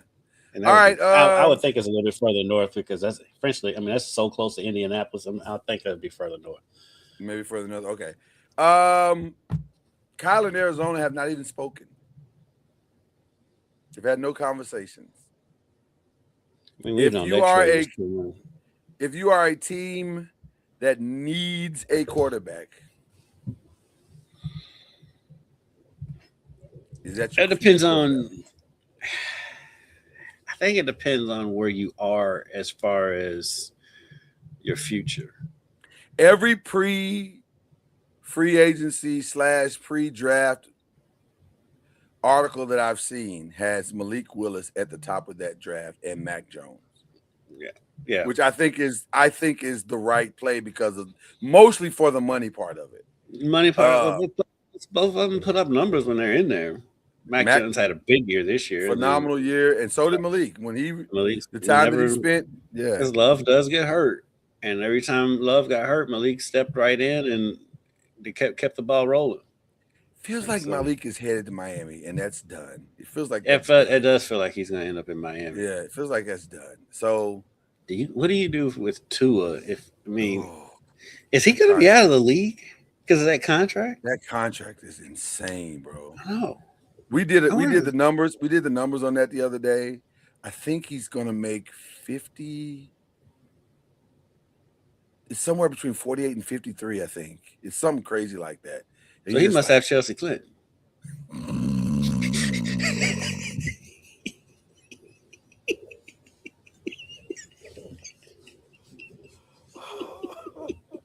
You've done that so many times, and yet every time you do it, it's perfectly placed, perfectly timed, and hilarious every single time. Jesus. Oh my God, it's so funny. Who do you think he is? Chelsea Clinton? Every time I hear $50 million, this person is like, I think he got Chelsea Clinton. $50 million. Oh my God, that's so funny. I don't know what you do with Tua. I don't know what you do with Kyler, if I'm being honest. Well, at least Kyler's contract isn't insane. It ain't even his contract for me. It's not the contract. I don't know. It's Kyler is a wee tiny man. He's a wee tiny. He's electrifying. He is good. With him, with him, it's not on the field. It's the off the field stuff. When they got to put incentives in your contract for you to study, I am concerned. Right. Yeah. I am deeply concerned. Yes. I hadn't even heard of that before. I was like, really? You don't want to study? Like, what are you doing? Like, are you trying to build your Twitch following? Like, what are you doing? I don't understand what's happening. I'm sitting on Call of Duty all day. I'm like, that's weird. That's just weird. So yeah. So those are the red flags for me. It's not on the field. I think on the field, the only thing that worries me about him on the field is he is injury prone. But when he's out there and he's playing, he's fine. But here's the problem, though. If you're the Jets, unless you trade up to get Fernando Mendoza, which, by the way, I think they should do, because the Raiders should not do that. I just think the Raiders, that's a mistake. Brady wants a quarterback. I know, but I think it's a mistake. I think if I was the Raiders, I think it makes way more sense to go get Mac Jones than it does to go gamble on a guy who is not your day one starter. He's just not. I like Fernando Mendoza, and I think he's a first round of all the quarterbacks that are in this upcoming draft. He's the most first round that's there, because which brings up, by the way, the combine starts today, and they announced that Drew Allar is going to throw. Now, I don't know what that means. I don't know how well a guy throws off of a torn ACL, but I say he's one that would benefit from throwing. He has no choice. There's no other path for him to get to the NFL but to throw at the combine. Because if you're looking at tape, he's not draftable. I don't think he's draftable. So I don't know. I understand why he's doing it. I don't think it's going to help him. It'll help him because teams are going to want to see. I mean, it's going to help. Where would you draft him? Where would you draft? You're not drafting him in the first 4 rounds, 5 rounds. Yeah, but if he doesn't throw, he's not going to get drafted at all. He'll get drafted. I mean, he has to prove that he's back from his ACL more than anything. But I can't remember one Drew Allar play. And he's didn't he lead a comeback against Oregon? Didn't he do that? Wasn't that him? If you want to say he did, but I felt like it was more the tight end made the plays more so than he. Somebody had to get him the ball. Somebody did have to give him the ball, but with his catch radius, I'm not sure how hard that was. Like the kid could get. That's why the kid went first round, and that's why he's on the Indianapolis Colts right now, because he can catch anything. He arguably could be the best receiver on that. I think what was plus, but Drew came in with so much hype coming in. He's had a lot of injuries, and he played for Penn State. Yeah. I don't know why he went there in the first place. Yeah, he's an awful offensive player. Thing. Yeah. So I feel think bad for and him coming off an ACL. He'll benefit from throwing.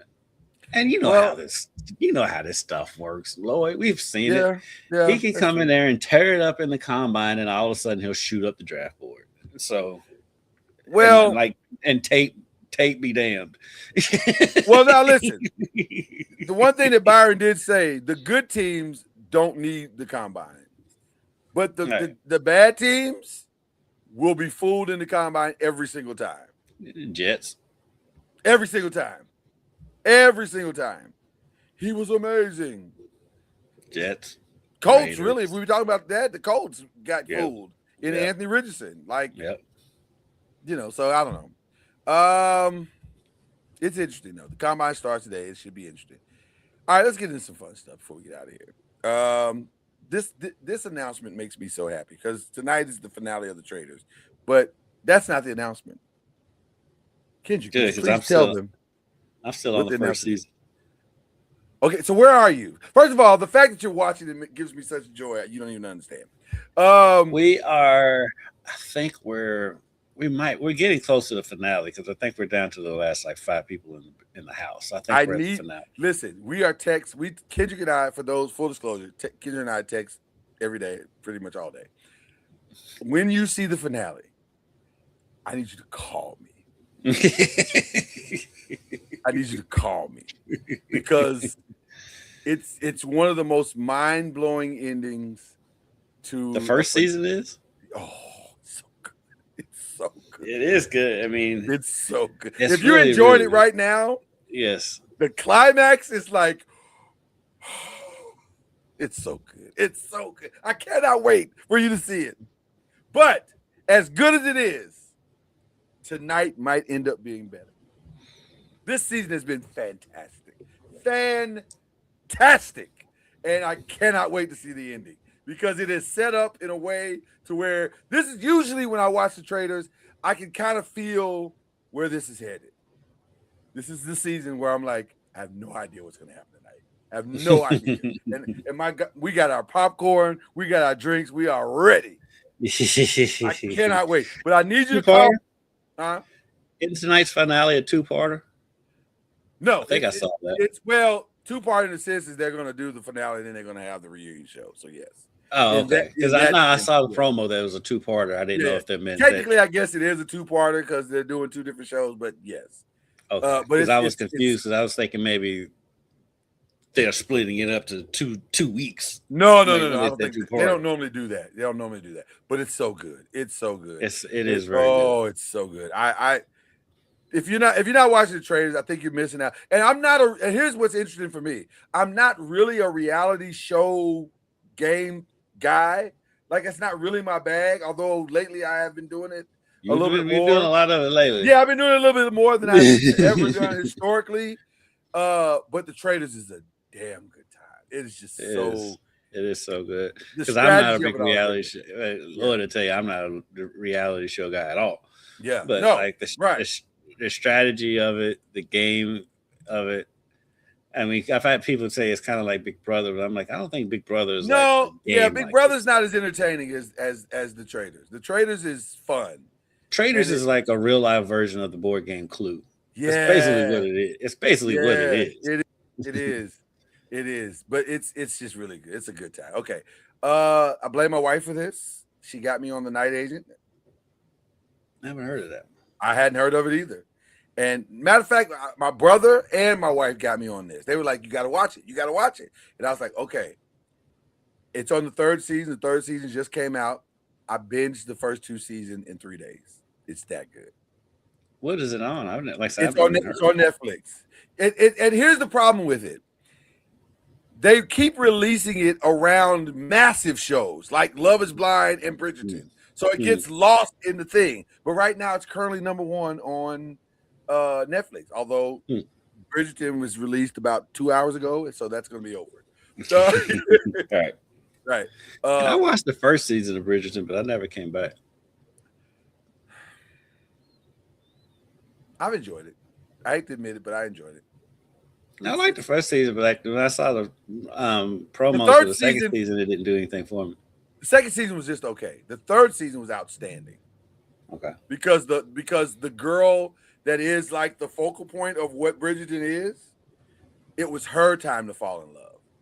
And it was so now she's balancing the whole secretive thing she does with her own love life, and it was like, oh, now this is darn interesting. This is good. So it So turned out because I was under the impression that they were standalone seasons. Are they not? they are. They're all standalone seasons. I thought so. Okay. The only thing that's a constant is her thing. You know what she does. I don't want to spoil it for people who haven't seen it, but that's the only constant in every season.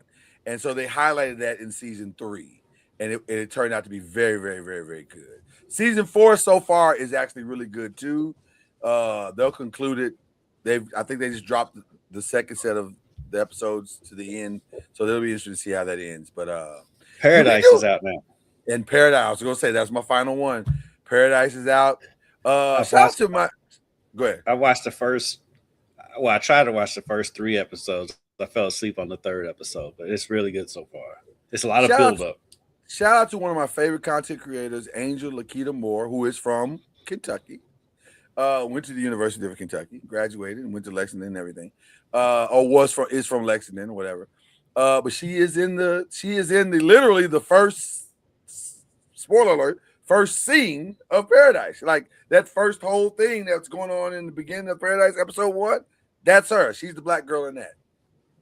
Oh, I have to go back and look at it. Yeah, I was like, oh, look at you, girl. Sort of thing. Out of here. Shout out to Kentucky.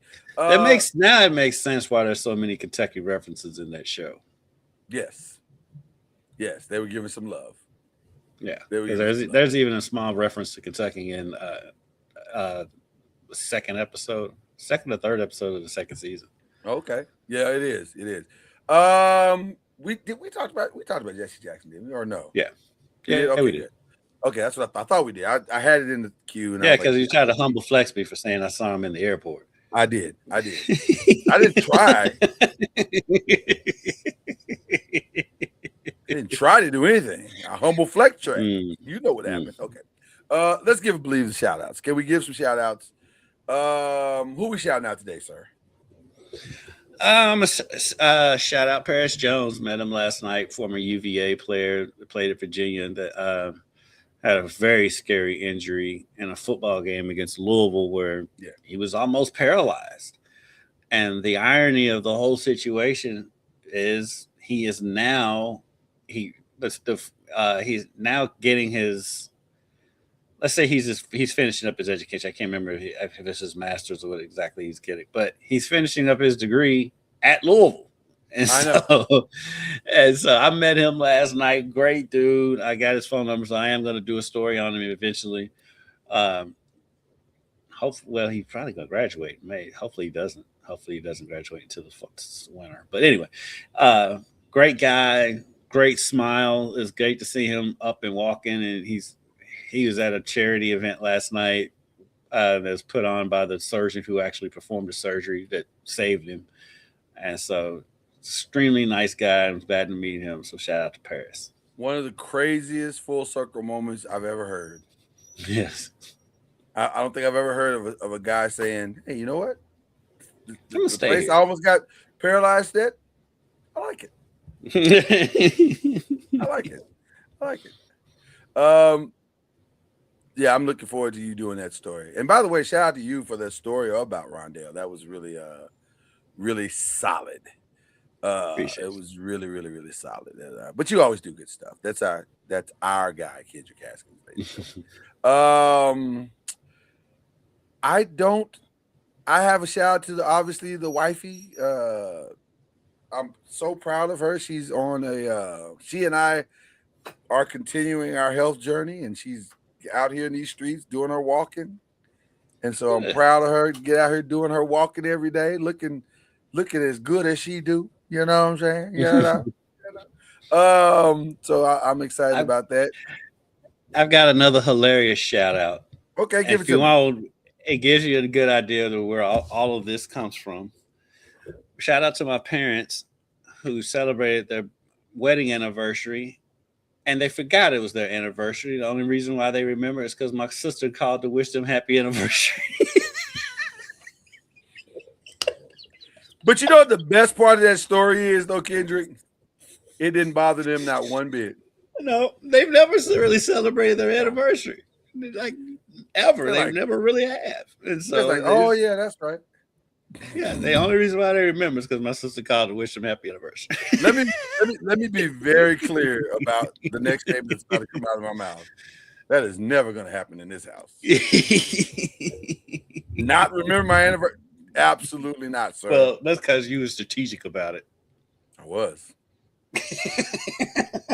Matter of fact, just because you said that, I think I deserve this. And that was a humble flex. Because if you know, you know. Next week, big week for me. It's the most strategic thing I've ever heard of it. You know, you was using diabolical a lot last week. Haven't used it this week, but that's diabolical. Well, listen, because she was diabolical. How you going to get engaged to somebody before you tell them what your birthday is, and then spring it up on them? Oh, by the way, my birthday is 5 days after Christmas. Okay, you want to play that game? I got you. Shout out to my boy Ian that I work with, because this commercial for the Elimination Chamber just popped up on my iPad. My boy Ian's going to that. It's gonna be a good time. It's his first pay-per-view. It's gonna be a good time. It's gonna be a good time. I expect full foolishness this weekend at the Elimination Chamber. Ian's one of the funniest people I know, by the way, sales are dramatically down. So full disclosure, because WWE's busting heads on prices. Well, it's that, and also they had to pivot. Something went wrong with the New Orleans negotiation, because it's supposed to be in New Orleans this year, and something went wrong with the negotiation. Then they up and move it to Vegas, and then what it did? They had to move it back to Vegas in a last-ditch effort to save venue, because people book their venues 2-3 years in advance. So they had to move back to Vegas to save face. But also, they don't have a card yet. There's only one match that's been scheduled. It's Reigns and CM Punk, which is a respectable main event. But there's no other card. So sales are dramatically down. And people are just kind of waiting. They're holding their dollars back like, we'll see what happens. So they got to hit a home run Saturday. They like have to hit a home run Saturday. All my WWE information comes from you, Ian, and the Lebertard show, because Mike on there is a big WWE fan, and so is Zaslow. Yeah. And so I know that the ticket prices have been outrageous. They're outrageous because they're trying to make up for the mistakes that have been made. And so they're putting themselves in a bigger hole, trying to make up ground. Well, and then it also, this has not been talked about a lot publicly, but it's the truth. They grossly miscalculated having the Royal Rumble in Saudi Arabia. That did not sell out at all. Good crowd that was there. Good crowd, to be fair. They had a good time. It was an energetic crowd, but they didn't sell it out. They did not sell. They were expecting 80,000. They fell drastically below that. I think it was maybe like 30. 38, 80. I'm trying to figure out who this dude is that's on First Take right now. He looks like Redman. He's a WWE wrestler? Yeah, who is this? It's Jey Uso. Oh, yeah. Is that his name? Yeah, he's a good time. Jey Uso. That's the Oos. Yeet. He looks like Redman. Like Redman. He does right here. Now, when I saw him in the ring, he didn't, but when he's look at him right now on First Take. Okay. Oh, you just gotta look at Redman. It's the headphones and the bandana. He doesn't wear that. He doesn't wear well, that. And it's the goatee too. And I mean, he looks just like Redman. Like when I first looked over, I thought it was Redman. I was like, why would Redman be on First Take? He's giving strong Redman today. I'm not sure why, but he's definitely giving strong Redman. Also, and then we're gonna close on this. I don't know how well. Oh, I shouldn't say this. I probably shouldn't say this publicly. I'll hold this one back. I'll tell you. I'll tell you. I'll end the show so you can tell me. You guys are gonna miss out on this one, but I'm gonna share. I'm gonna share this with my brother here after the show, which is about to happen right now. God bless you. God keep you. We'll see you at the conference. Cue the whistle.